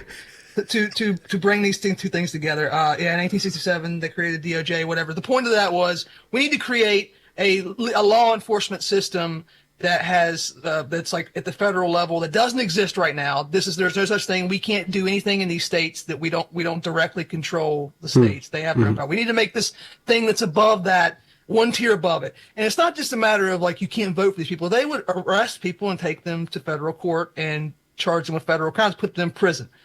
How we can connect this to Mr. Bridges? Is it true that my understanding of part of what happened under his tenure was that there was a lot of power within that bureaucracy that was taken away from the separate departments and placed into a diversity and inclusion, I don't know if it was a department, whatever, and the power was routed through there directly. Would that be fair to say? A lot of money was routed through there, and through the morality of doing that work, the structure was implemented where there was a vacuum of power because the teachers themselves had kind of grown lazy at the wheel, right? So the teachers weren't doing the job to keep the college running while the previous president had been out there making sure that the college could run. And so George arrived on the scene where there was all these different factions. Everybody there, except for a very small contingent of hyper woke professors, were just cats. They were doing their own thing. Evergreen was just, everybody's just doing their own thing. There was no maintenance of that structure that would keep one faction of radicals from gobbling it up. And when George, looking back in retrospect, when George, for whatever reason, empowered those people, he was allowed to reshape the entire tone of the college experience. And then after the crisis happened, he swooped in and reorganized it. But it wasn't all, that equity department became a thing and it was just draining resources, but he added all of these vice presidents across all these other different aspects of the college and stuff. So he moved in and then he reordered it. He really made it top heavy, and that equity, diversity, and inclusion and the racism stuff, or the anti-racism stuff, which is racism, but whatever, that was just a way to weaken the will of anybody from disagreeing and having conversations beyond the racism thing. Everybody's wheels, everybody's attention at the level of the teachers was focused on this race, diversity, inclusion thing. And then he went in and was able to reorganize it all this other stuff and then also appease that one faction. So it wasn't exactly what you guys were saying. Yeah. It wasn't all about the race stuff. This is fantastic stuff, by the way, and you're doing very well. I know that this is not, we will, normal interview shows, you're supposed to just ask people short questions and they tell you their story. Doing this show, you get ambushed and, you're doing very well. Sorry, go ahead, Mary. No, this is fun. Yeah. This is fun. I'm having fun. All right, this might shock you, but I don't know a lot about academia, but from what I've gathered about any public university, or at least in Washington, this is how it works. Like, if you're a public university, your funding is determined by enrollment, right? Evergreen's funding should be pegged to enrollment, but because of the disaster of George Bridges, it's not anymore.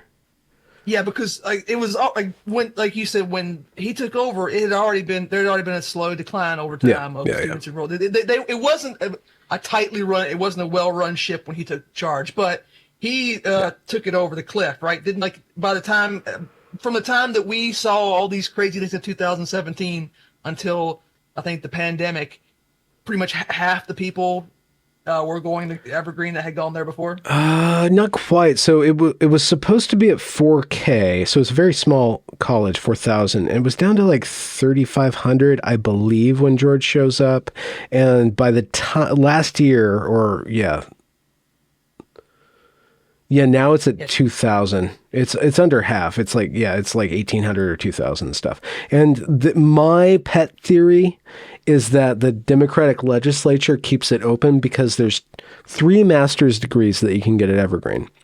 One is this thing called environmental studies, which isn't actually a biology degree. It's the studies degree, which doesn't really matter for my theory. The other 2 things is a degree in public administration and a degree in teaching. So what it does is it pumps out hyper woke, and you cannot actually graduate through these master's programs without adopting the woke ideology. You won't even get I have reports from a Chinese American woman who couldn't get her grades done until she agreed to all the diversity, equity, inclusion. So what Evergreen does is it pumps out hyper woke Democratic legislator wonkies and teachers to go out and to create more woke people in the children populace. So that's why it's very advantageous for the Democrats to have this thing that reinforces the system. All at the master's level. So, they could give a crap, whatever the bachelor stuff, right? The bachelor stuff they need to do, but Brett's one of Brett's theories, Brett and Heather, his wife Heather Hine, their theories is that the marketing, they weren't targeting the right people for this education. The people who were in charge of Evergreen, even up to before George Bridges, weren't really understanding who belongs at Evergreen and marketing to the particular students that would really benefit from this style of education. They rather would focus on just raw numbers, getting just selling this great, wonderful experience and this great diversity, inclusive, hyper-progressive experience, rather than showing you what you can actually learn and do. So there was a marketing problem there. There's a lot of problems with with how it was being run and sold to students. Besides all the woke stuff. This is shocking. I'm learning so much. And speaking of looking at things from numbers, obviously Bridges was a numbers guy. His sort of career was based on a dispute with the numbers.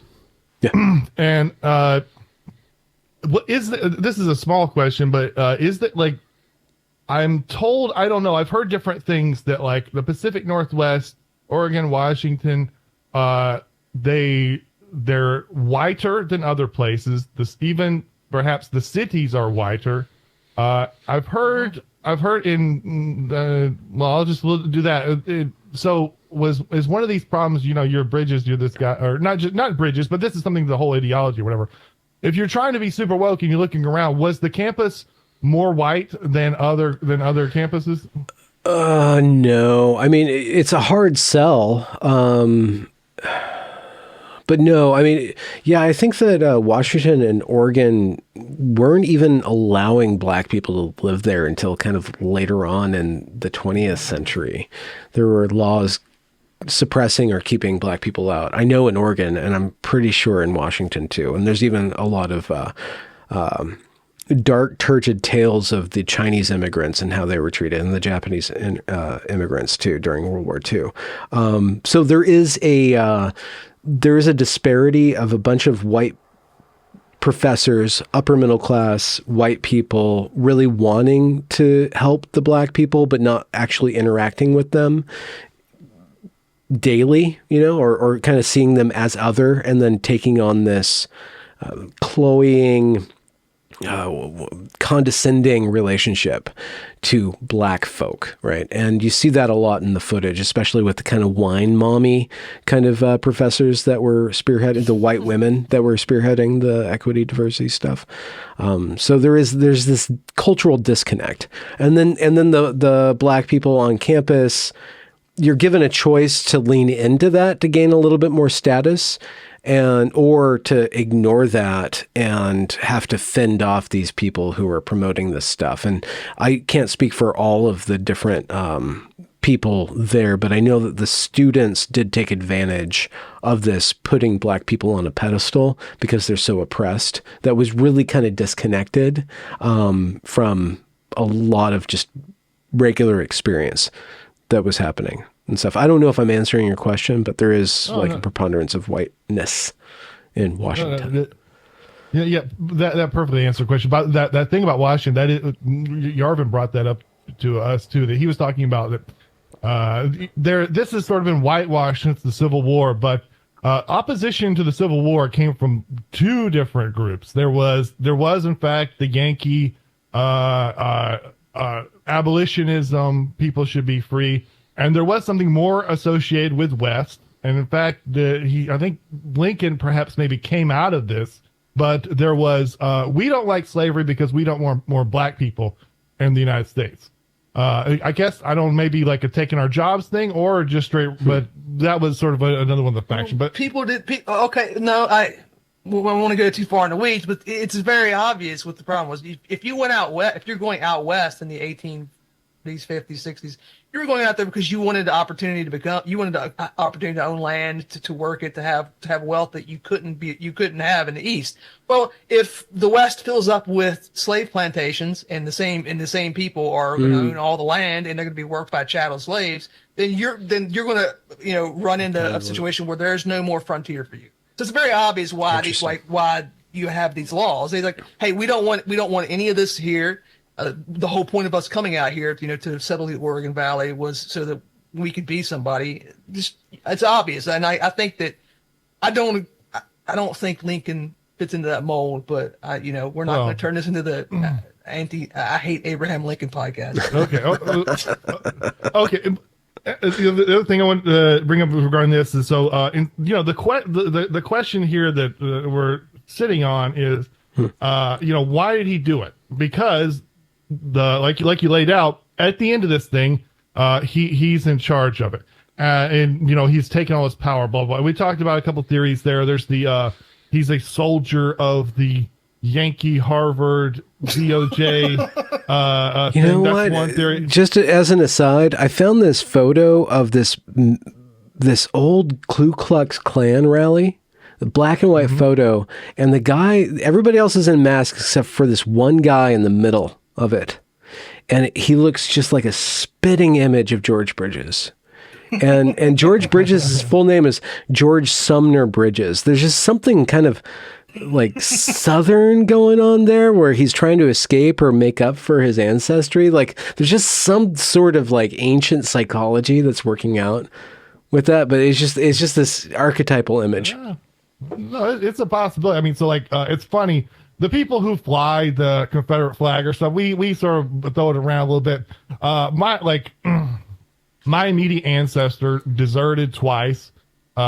He bribed the officer. The second time he ran away. He also claimed he was shot in the butt and he had to go home. But what you'll find is the people that the descendants of the large that owned a lot of slaves, they're all woke and they're all, super upper class or whatever, which that's sort of funny twist. But we're talking about the possibilities. So the a possibility is he wants to be, he wants to be supreme emperor. And so he just did, and he sort of, took advantage of blah, blah, blah. The second one, we talked about the Yankee thing. The third one, I would like to put forward, because this is something we talked to Tigzorg about, Malcolm Shayum. He has this theory that is like essentially like one of the things about wokeness is increasing the amount of professional jobs.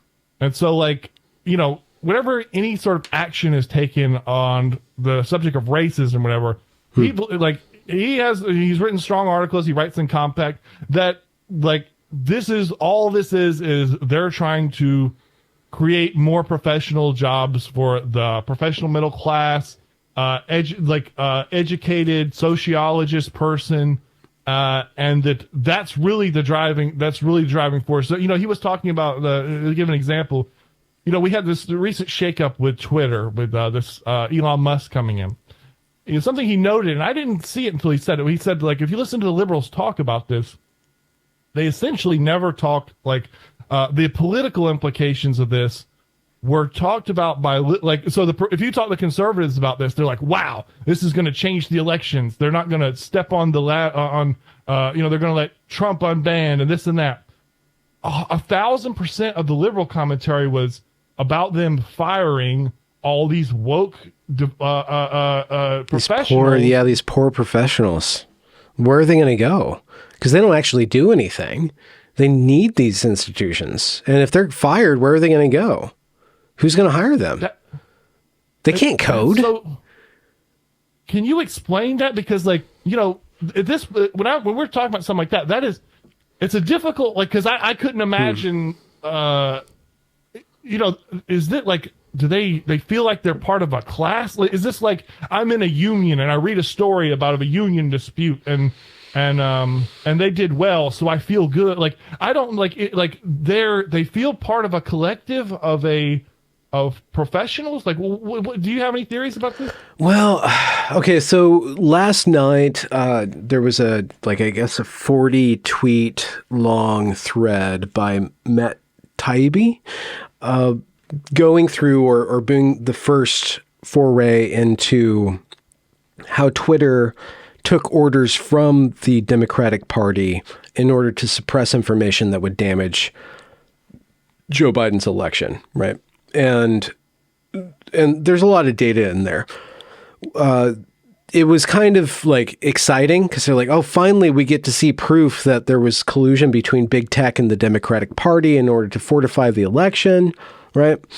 But that happened last night. This morning, no articles in the New York Times about this. No articles in CNN, MSNBC, all of the legacy media just didn't talk about this, other than Fox. Fox will talk about it because it's one for their team.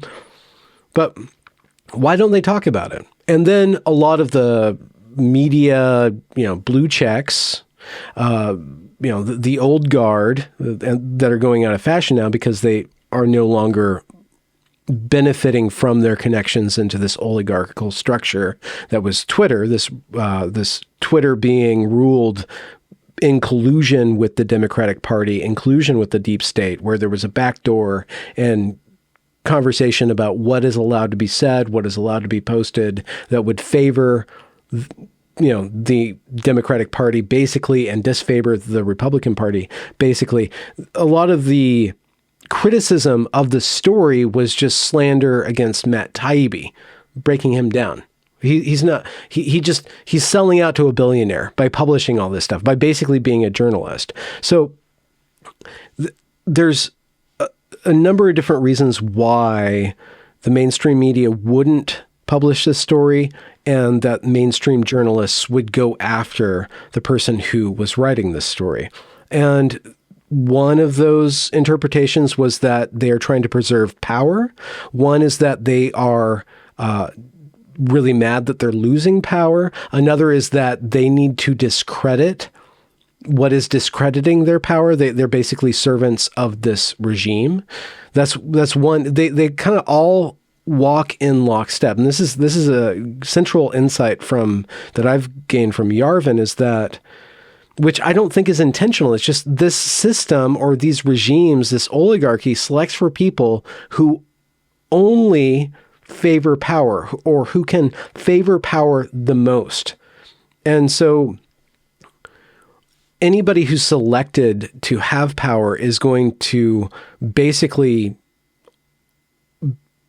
be more or less guaranteed to discredit what discredits power and to give credit to power when power is due. I kind of lost the question. No, and I think this is that's a great answer. And I guess, the larger question here, I guess, is about. I don't know why normies buy into this, though. That's the question. Why do wine moms buy into this?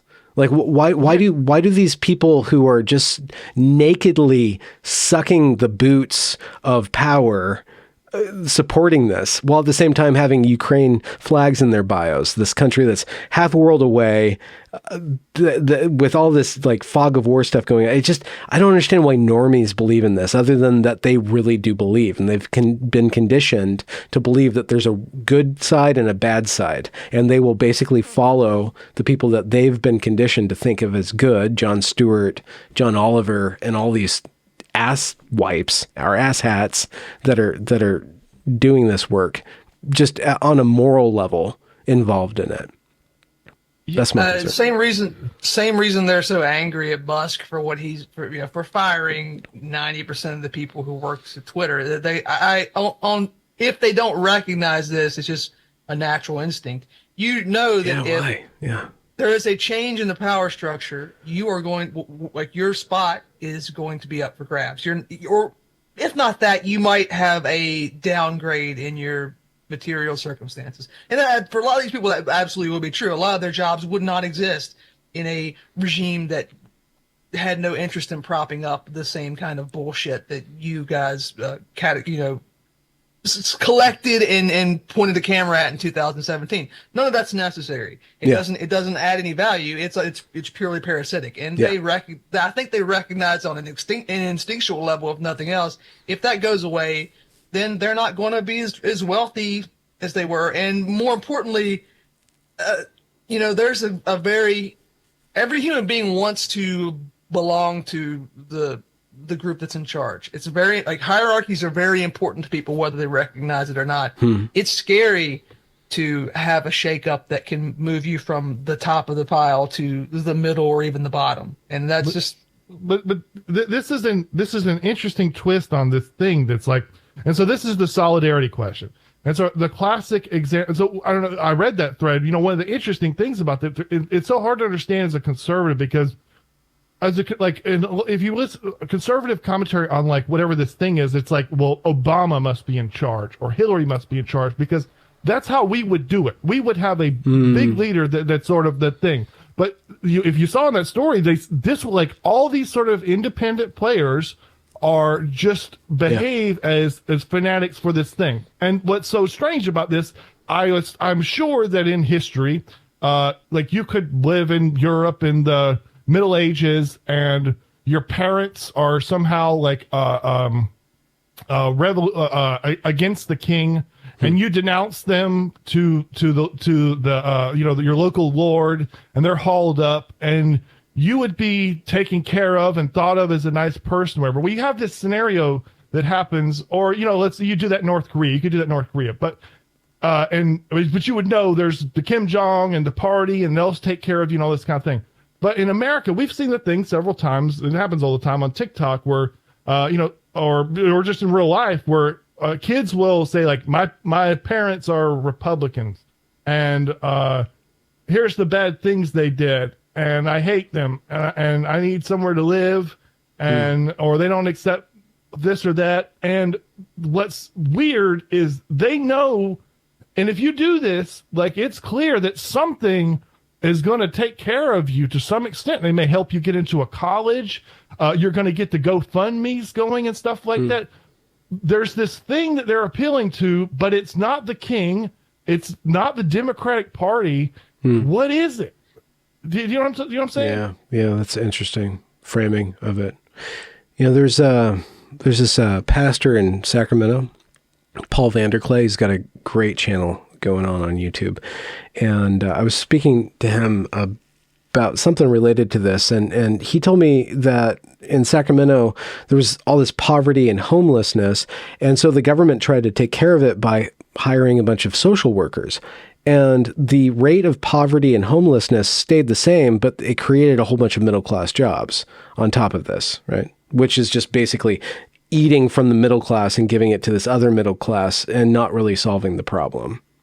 Not really solving the problem, but it's the good thing to do. It's the good thing to want social services. It's the good thing to want government to fix these problems, to fix the homelessness, to fix poverty and stuff like that. But it always only creates mechanisms or extensions that are just basically reshuffling money, right? It's redistributing money, but it's not redistributing money to the poor people. It's redistributing money to people who aren't poor anymore because now they have these jobs. There was this tweet by R.M. McIntyre, another great YouTuber and Twitter guy, about he formulated it just perfectly, but Elon Musk fires 80% of the Twitter staff, and now it's running even better. Like, what would happen if we took that attitude towards the federal government?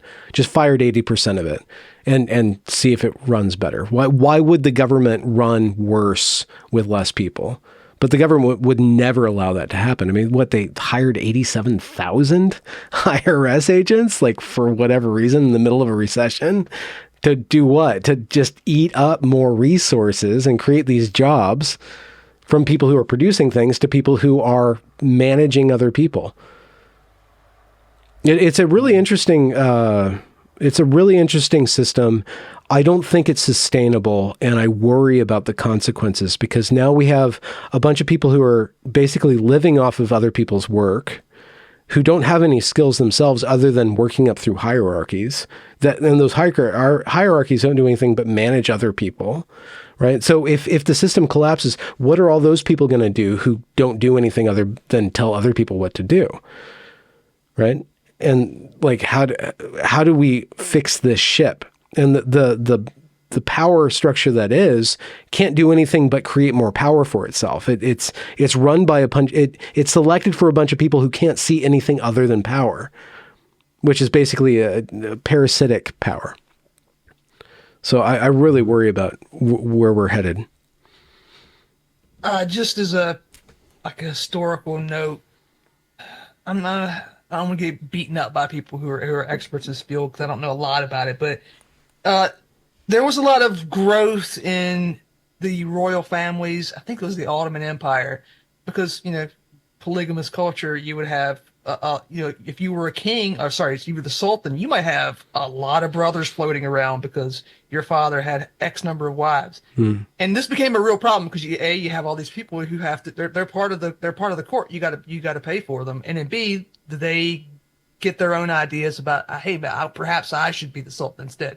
So they eventually found a solution to this. They would just throw them in jail. And then eventually they said, you know what, why don't we just, when I become sultan, I'm just going to kill all my brothers. Just deal with it that way. Yeah. This is one of those things that, it's not sustainable. We've seen a million variations of this in human history, where you have one group that becomes really powerful and really good at extracting rents from whatever form of production that you have. But eventually that group grows too big, circumstances change, and then suddenly those people turn on each other because that's pretty much all they can do. You can turn on the productive classes, and that has happened, but that destroys whatever your society, your culture, your civilization is. You will destroy it if you do that. However, don't just turn on each other and start eating each other, which maybe that's already starting to happen. I don't know. It's bad to try to make pronouncements, but I agree that it's not sustainable. And that's, if I was someone like George Bridges is not going to have to worry about this because he's going to age out. Like he's like in his 70s. It's fine for him.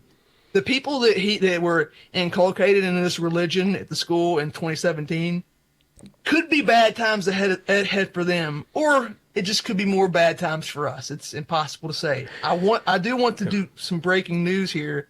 You had this theory about, because his name was George Sumner Bridges, that there might be some kind of connection. So I looked him up on Ancestry, and I gotta say, Benjamin, you were correct. His address, when he lived in the town of Dixie, Washington, when he worked at in Walla Walla.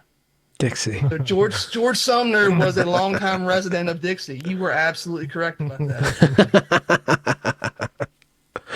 By the way, shout out to dear friend the show, Oron McIntyre. He came to our Thanksgiving show. I've known him before he's famous, and before he just got picked up by the Blaze. Yeah. So shout out to him. Really happy for his success. He's a great thinker and a writer. Absolutely. Okay. What percentage? And you know, I agreed, and there should be, and there will be. So there's competition within the I mean, so this girl I knew that was in this top program, she talked about when they got applications for this program, they would just they would get so many that they started with this enormous stack. There'd be no way to rifle through them. This is getting in this, I guess, grad school for this very prestigious program with a top professor. They would just start with this huge stack, and they would just take half of them and throw them away because it's without looking at them, because there's just way too many. And if you look at any sort of there's intense competition for academic jobs and all this kind of thing. And it seems like, do you think, what percentage of cancellations are essentially just the result of academic competition? Did you see that at Evergreen? Do these people compete with each other? Well, that's a good question, but I think cancellation is, well, okay, so in California, in order to be a professor at any of the universities of California now, you need to show your cred. You need to fill out your diversity statement. Like, what have you done in your life for equity? Whatever equity means, right? You have to show that you understand this language. What does that actually really mean? You're on board with the party. Basically, it's a party check. The party check is about compliance and conformity more than the morality itself. It's like, okay, we're only going to hire people that aren't going to rock the boat, right? So we're only going to select people who can jump through these certain hoops.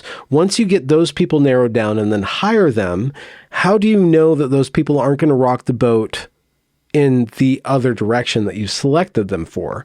How do you know that they're not going to foment a revolution on your campus? You don't know that, so you staff up a bunch of administrators who are adept at actually appeasing the woke. And that's what you see after Evergreen. After Evergreen, there was a bunch of college protests in the same exact vein. And I saw it was very rare for a college to put their foot down and say, no, you cannot behave this way. Most of the time, the colleges would say, you're right, we're going to shut down classes, we're going to stop teaching, we're going to listen to your demands, and we're going to give you guys free credit. We're going to reward you guys. You're part of the revolution. Here you go. Pat on the back, get you through the door. And then the college doesn't lose enrollment. They actually retain those students who end up not getting actual skills out of it, but they get their degree. They get their pat on the back. And the college, in its turn, gets all that revenue from the students, right? So it seems like the colleges are all kind of already going in the direction of just allowing this thing to happen and not trying to stop it and not really caring about the consequences, because everybody in college is already a part of the system, has already been selected to be a part of the system. What was the question again? I lost it again. Sorry. No. Do you think it's possible for that direction to be changed, perhaps by the civilian government or from within or anything like that? I don't know. The results that are coming out of this Well, okay, so yeah, a lot of people aren't getting these jobs, right? So it's a very select people within very select people who are more concerned with equity and diversity than, I guess, engineering and science and stuff like that. So the system, what is this? What is the system going to produce? A net positive or a net negative to society? Is it actually going to serve a function? And then will people start to opt out of this system? Will people start to not go to college? Will people start to formulate other alternative colleges? Will people start to, look to independent content creators or to YouTube or something like that? Not YouTube, but the platform, but YouTube, the place where all of these people are just generating content, generating information. Will we have a crop of independent thinkers? Will we have a crop of autodidactic people, right? People who can just learn without buying into the system. They learn from just people who are knowledgeable in order to do good works outside of the system. And the system slowly collapses. I don't think the system is going to, you either just kill it or you let it die, or it just perpetuates in perpetuity. It could just keep on going. It might have enough inertia to just keep on just doing its thing until what happens? We run out of gas, we run out of grain, right? So there'll be certain shocks to the system that might disrupt it, but I don't think it's going to happen from within. I don't think anybody's going to be able to, like you guys were saying earlier, there's no like one person at the helm of this stuff. Every once in a while, there's shadowy figures like the WEF or Bill Gates or Soros that you can pin like nefarious intentions on, but those people are just kind of in the system. They're not controlling the system. They're just all network. It's an oligarchy. So I don't see an Elon Musk type person getting in charge of the Department of Education and disbanding Harvard, Yale, and all the other institutions and starting over. I don't see that happening. I see individual colleges possibly seeing that they're not doing what they want to, or they're not getting the funding, they're not getting the credit anymore, and changing course. And then maybe Harvard or Yale decides that they're going to start to change course, clean up their act, and then everybody else follows over the course of a few decades. That could happen. Or people opt out, or it just devours everything and then we're screwed. Everybody's screwed.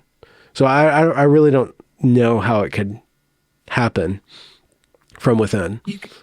You can see this problem in the person of George Bridges, as we talked about before. He started out when he was going to college and getting his doctorate. He worked for the Department of Justice and the Attorney General, and he was writing up sociology reports about crime.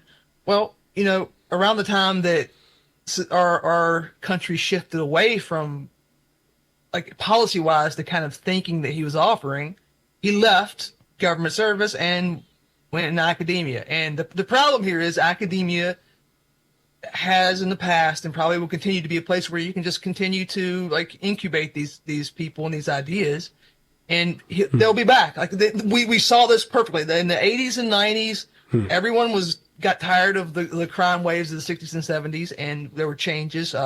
We know them because we've heard the memes about super predators and crime bills and the carceral state. But these were solutions to crime waves that were destroying the cities and making places unlivable.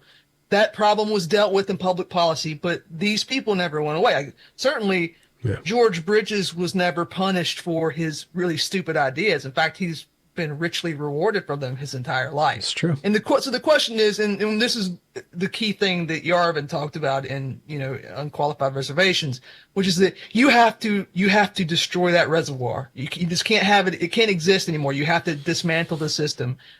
How you could do that, like Benjamin alluded to, you could make the university system something that teaches people things that are valuable. I mean, instead of teaching them to be woke warriors or whatever, civilizational level saboteurs. Yeah. This is kind of what I was trying to talk about with Naima Lowe way an hour ago or whatever. Ostensibly, when she was protesting the school, and it was doing everything in its power to appease her, and she still wanted to destroy it. Do yourself a favor if you haven't seen it. Look up the video of Naima Lowe. That's Naima Lowe with an E. and just look at the video of her protest, and the picture's worth 1,000 words. Anyway, she was ostensibly attacking George Bridges in his school. There's at no point did they ever have different goals, and pretty much openly. George Bridges, I'm sure, would have, if you'd asked him in 2017, would have told you he wanted the same exact things as Ms. Lowe. And this is not a new, like, I think he actually like pretend held hostage. Like, did they do like a sit-in where they didn't officially take him hostage, but they occupied his office? And, told him when to pee and followed him into the bathroom. Right, and this is a very, very, like, this is a story that's older than all of us. They did the exact same thing in the 60s. You had these fake takeovers of school. Like, I know one of the examples of it happening was Morehouse University. I remember this story because Martin Luther King's father worked there, and he was one of the people who was, quote-unquote, held hostage by civil rights activists, and, like, one of them was, I think, famous actor Samuel L. Jackson, maybe. I don't know. It's not important. The thing is, they've been doing this. If you wanted to be conspiratorial, you'd say false flag things forever. And I've talked before about what the idea behind this is that you're giving him an excuse to do something that he already wanted to do, but wouldn't necessarily be palatable to the general public. And in the case of university, this matters because he is being paid by the taxpayers he's being paid by the Washington State Legislature. Like, it's not his money, it's not his stuff. He has to come up with an excuse why the taxpayers should be funding all this crap. And, like, that's what they're doing. They're on the same team. They're playing the same role. However, someone like her is a great example of the, I don't want to say later stages, but we'll say a more advanced stage of this behavior where she just totally defects from the project completely and says, hey, you know what? Cash me out. $250,000 sounds cool. I could buy a lot of whatever Naima Lowe buys, and just get about like what the BLM founders, they just bought a bunch of mansions, and all that money went into the DNC. Just like with that FTX shit, it all just goes into the DNC. Oh, I lost your money; it was misaccounted for, and now the enemies of the citizens have even more power. No, actually, Naima Lowe like migrated to Oklahoma. Inserted herself into like an artist commune and then tried to destroy it by causing a racist incident to happen that didn't really happen, and then suing them for firing her for being terrible to work with. So she just perpetuates the system. She didn't really cash out. She didn't have a grand plan. I mean, she did cash out, but she just migrated and just restarted the same thing over and like. So it is advanced stage, but it's psychopathy at that point. She's just like, she's stuck in this vicious loop of behavior because she's bought into all the ideas. I've got some quick hits here. We still have you. This is a two-part. If someone's a young person, and we have people ask things like this, and I'm just wondering your opinion. If a young person says, should I go to college or should I not? And B, this is more college, but this also is in, I guess, office environments, and basically, can you give any advice for how to deal with this thing up close, the woke stuff like that? So those two things. If you're in an environment where you have no power, like you're an employee and you see that the climate of your occupation or your job is changing, where they're starting to implement these ideas and have you do these signatures and stuff, you can kind of go out with a bang and stand up against it. But I find that the first thing you need to do is find people or find little cracks where people actually don't believe in this and they're just going along, and make friends, like really network, like really, if you want to keep a job and if you want to maintain a job that's actually comfortable to be in, make friends. Right. And that friendship should give you enough wiggle room to actually have true opinions and start to communicate with people. And a lot of people don't really buy into this stuff outside of, academia and certain other select institutions and workplaces, the media being another one of them, you can find wiggle room and you can start to criticize it and work against it without really directly standing up to it, but just kind of not believing in it and giving a space for other people to not believe in it, because it's actually a very stressful ideology.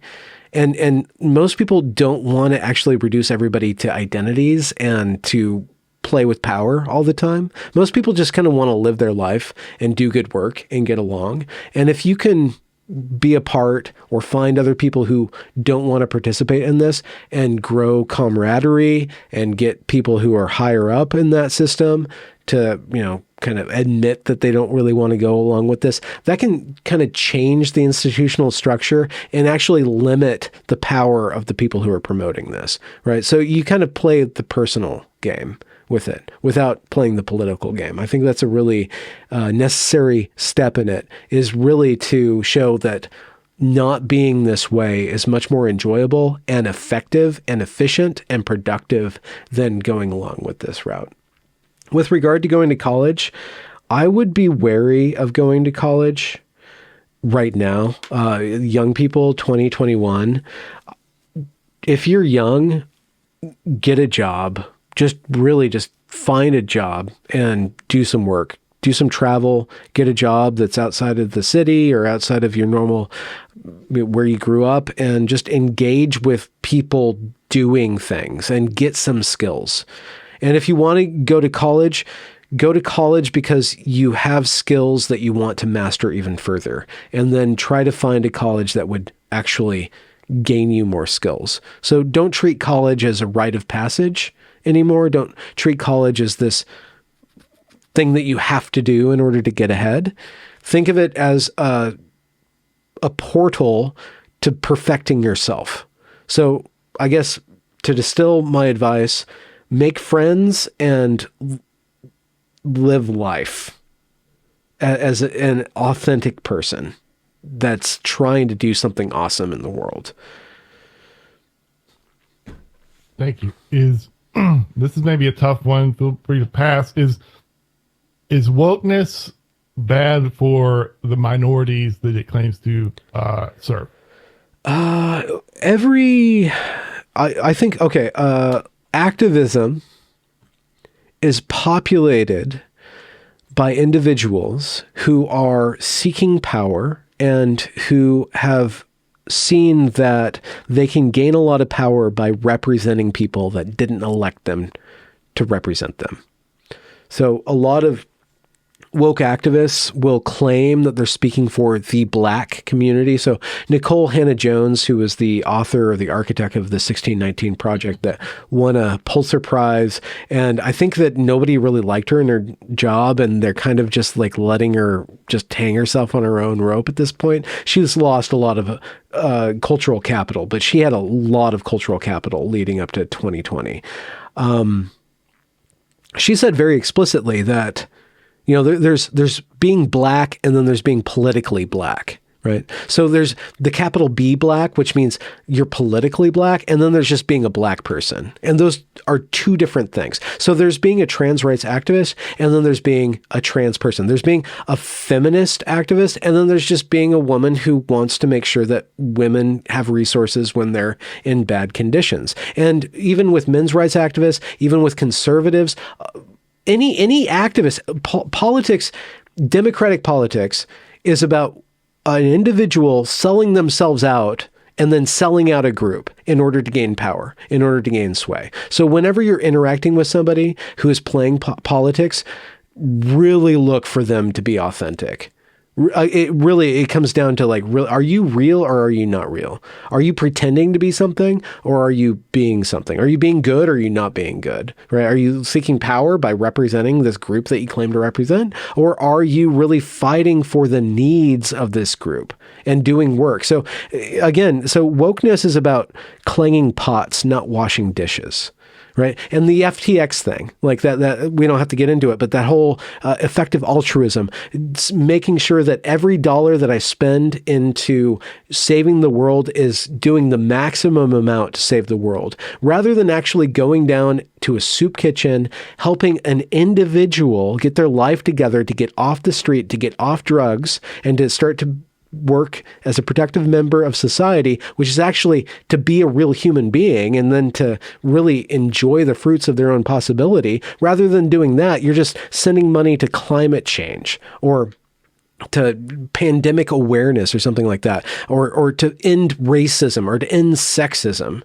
Like there are these huge ideas, sexism, racism, climate change, that are real things, right? You can see that they are problems and that they have destroyed lives, but they're these nefarious ideas that don't have a tangible reality in and of themselves. And when you start to fight against those things, what you end up doing is creating moral panics. What you end up doing is not being a human being. What you end up doing is acting like those evergreen professors and students who weren't trying to make the college better. They were trying to end racism. They were trying to change history. They're trying to save the world. All those big ideas, which is part and parcel with the wokeness thing. Wokeness thing is just a particular brand of activism. It's a particular brand probably of a puritanical kind of religiosity that's baked into our culture, that it creates huge egos, but very small people.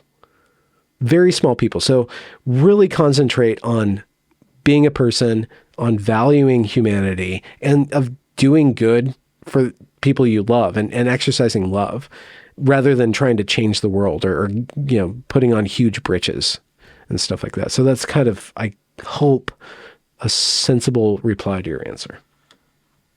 This is a problem too. You nailed it when you talked about what a civil rights activist is. They're a salesman for a particular ideology, and once the salesmen become heroes in your culture, which is civil rights activists are now heroes. If you ask people who the greatest hero of the 20th century is, a lot of Americans would tell you Martin Luther King Jr. was the greatest American hero.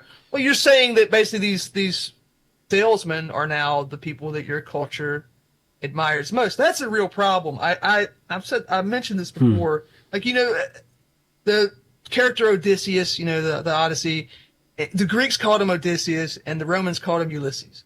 And the Greeks loved Odysseus because he was clever. He was almost a trickster, right? He was outwitting his opponents at every turn.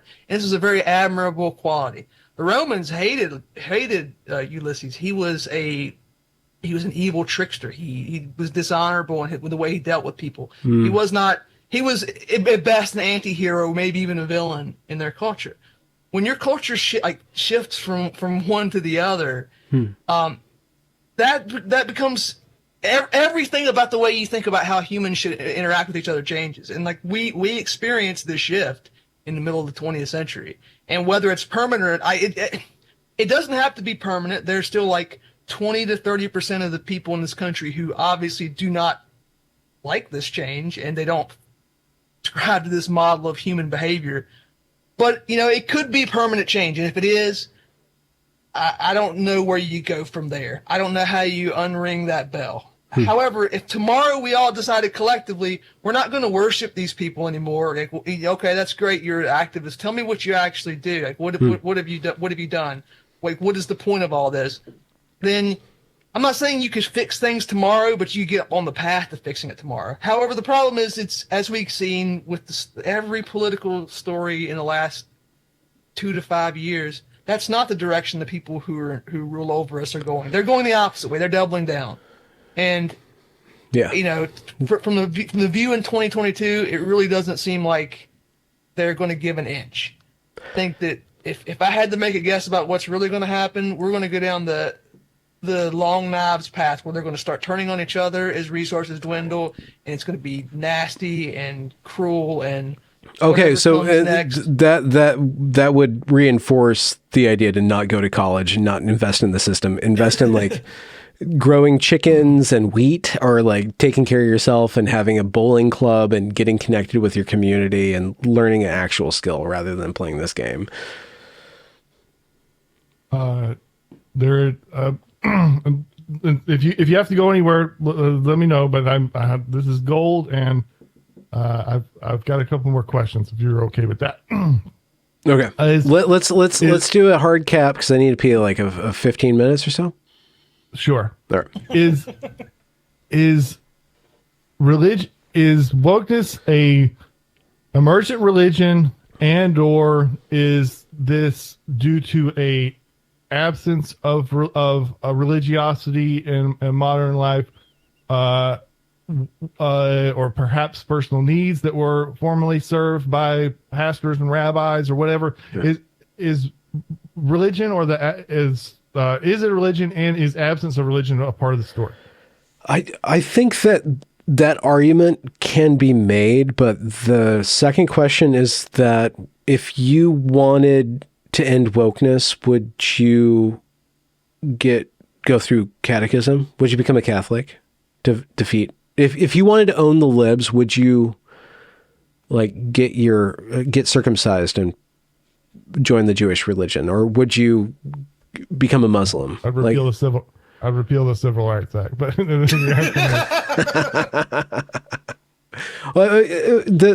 I'm trying to get beyond that question, because that question, it's a good question. I've explored that a lot, but I don't know if there's a solution in that question. If wokeness is a religion that was caused by the absence of a religion, is the real question is, do we need religion, and how do we get religion back? Like, are individuals going to start to worship Almighty God? Are they going to stop looking at pornography and accept monogamy, right? Are people going to change their behavior to fight this thing that is the absence of a previous moral structure?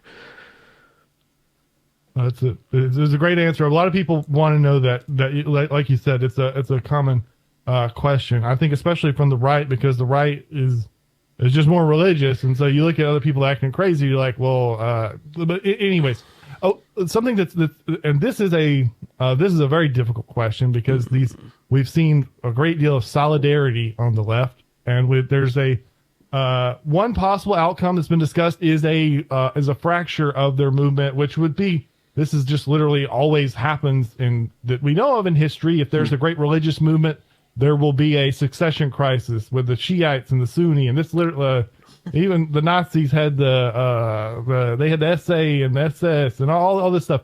In America, you have the Federalists and all this stuff. This is, I mean, for me, I would have no idea, because we see massive solidarity. If there was a fracture, did you ever see any cracks that that would make you estimate how this thing would split up? Like what that would, what would be the Sunni and Shiite of this religion if it was to split, if it was to split? So I think that it coheres around a common enemy. So one of the main causes of the fanaticism of the Evergreen event was the election of Donald Trump. And one of the cohesion attractors of wokeness across the old guard of Twitter and Google and Facebook and the Democratic Party and the deep state and all the NGOs was Trump. Trump allowed them to all work together against Trump. Now, if they gain complete and total dominance, then you would start to see an actual breaking apart. But until that point, I think that the maneuvers of power will keep them basically more or less in line, or at least quell dissent, as long as they have Nazism to fight against, as long as they have fascism to fight against, as long as they have Trump or some big baddie to fight against. I don't see them really making a split apart that would be cohesive. Once they gain all of the pie, then they'll start to split up the pie. But until that point, I don't see that happening. So that's just my intuition. But it will definitely fracture. But the common cause of the deep state and the woke tards are against this nefarious threat of fascism, racism, sexism, all that stuff. So they have a wonderfully diffuse, nefarious enemy. And if they can stamp that out, they probably won't be able to drive cars or eat anything other than bugs. And then they'll start fighting. But until that point, I don't see them really cohesing into different parties. Our boy Oren made a great point about that. He said that he thinks it'll never happen. The bug thing will never happen because as soon as elite people cannot have a diet that includes things like bugs. Just once you reach the stage where you're eating bugs, you're no longer elite, and they'll just never put up with that. Yeah, that this is kind of a meme and scam, and it's not going to go anywhere. I hope he's right. I'm not eating. I refuse to live in the pod and eat the beetle. Oh, you're such an elitist, man. I don't know if you consider yourself journalism, but do you? It's most likely that I found your footage because. Well, I probably heard of it on something like, Sargon of Akkad used to sort of compile sort of crazy woke stuff, and then you were the guy with the footage. Is this still important? Show, because it is, whenever people seeing the so is it important for people to point a camera at this thing gone wild? Is that still important today, or have we moved past that, etc.? Okay, so there's two different ways to interpret that. Important as in popular. Do people want to watch this stuff?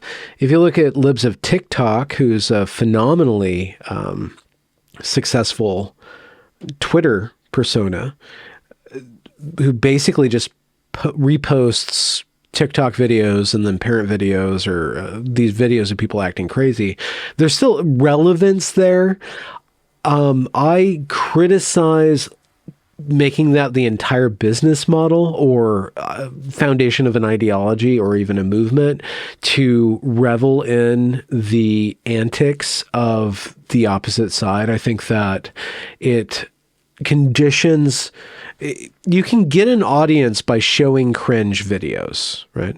You can get an audience by showing, I guess, when did January 6th happen? Almost 2 years ago now. And just like, you can get an audience by just harping on January 6th, right? Like, look at the MAGA people, like they did this for 3 hours. Look at this, so evil, right? And people will show up, you'll have an audience, but to me, that is a very surface level way of engaging with people. So I don't think of myself as a journalist.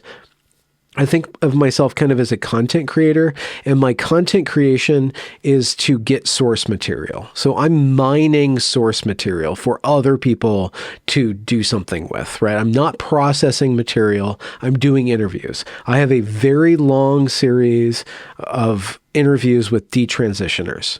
And I think I'm at 40 videos now or something like that of just listening to them, telling their stories, men and women becoming women and men, and then becoming men and women again, or whatever.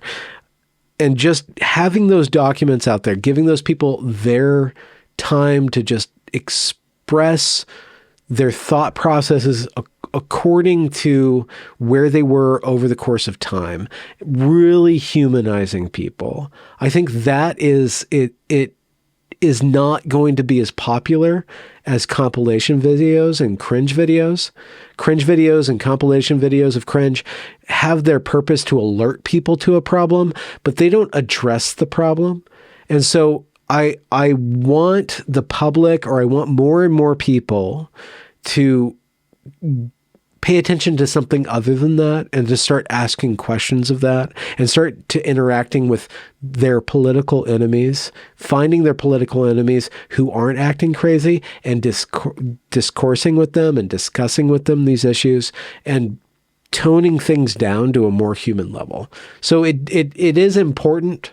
Those things are important insofar as they alert people to the problem, but they don't really fix the problem.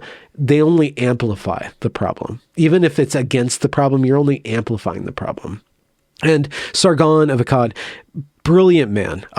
He is I think he's the closest thing to a hero that I have, in a very specific way. That he was a man who was in the thick of things and got a lot of notoriety and played the game and was a troll and got hit for that and got punished for that, and then looked inside and went the way of the intellect and went the way of discourse. And his persona, just as a content creator, going from an edgelord to somebody who's actually producing great content, I think that that's a heroic move. So I don't idolize him. I just think he did that heroic turn from getting attention to doing something with that attention that actually improves people's attention. So I want everybody to work on their attention and to see a problem and laugh at a problem and make fun of a problem, but go a little bit deeper. So that's what I want to do, and so that's what I'm trying to do with my work.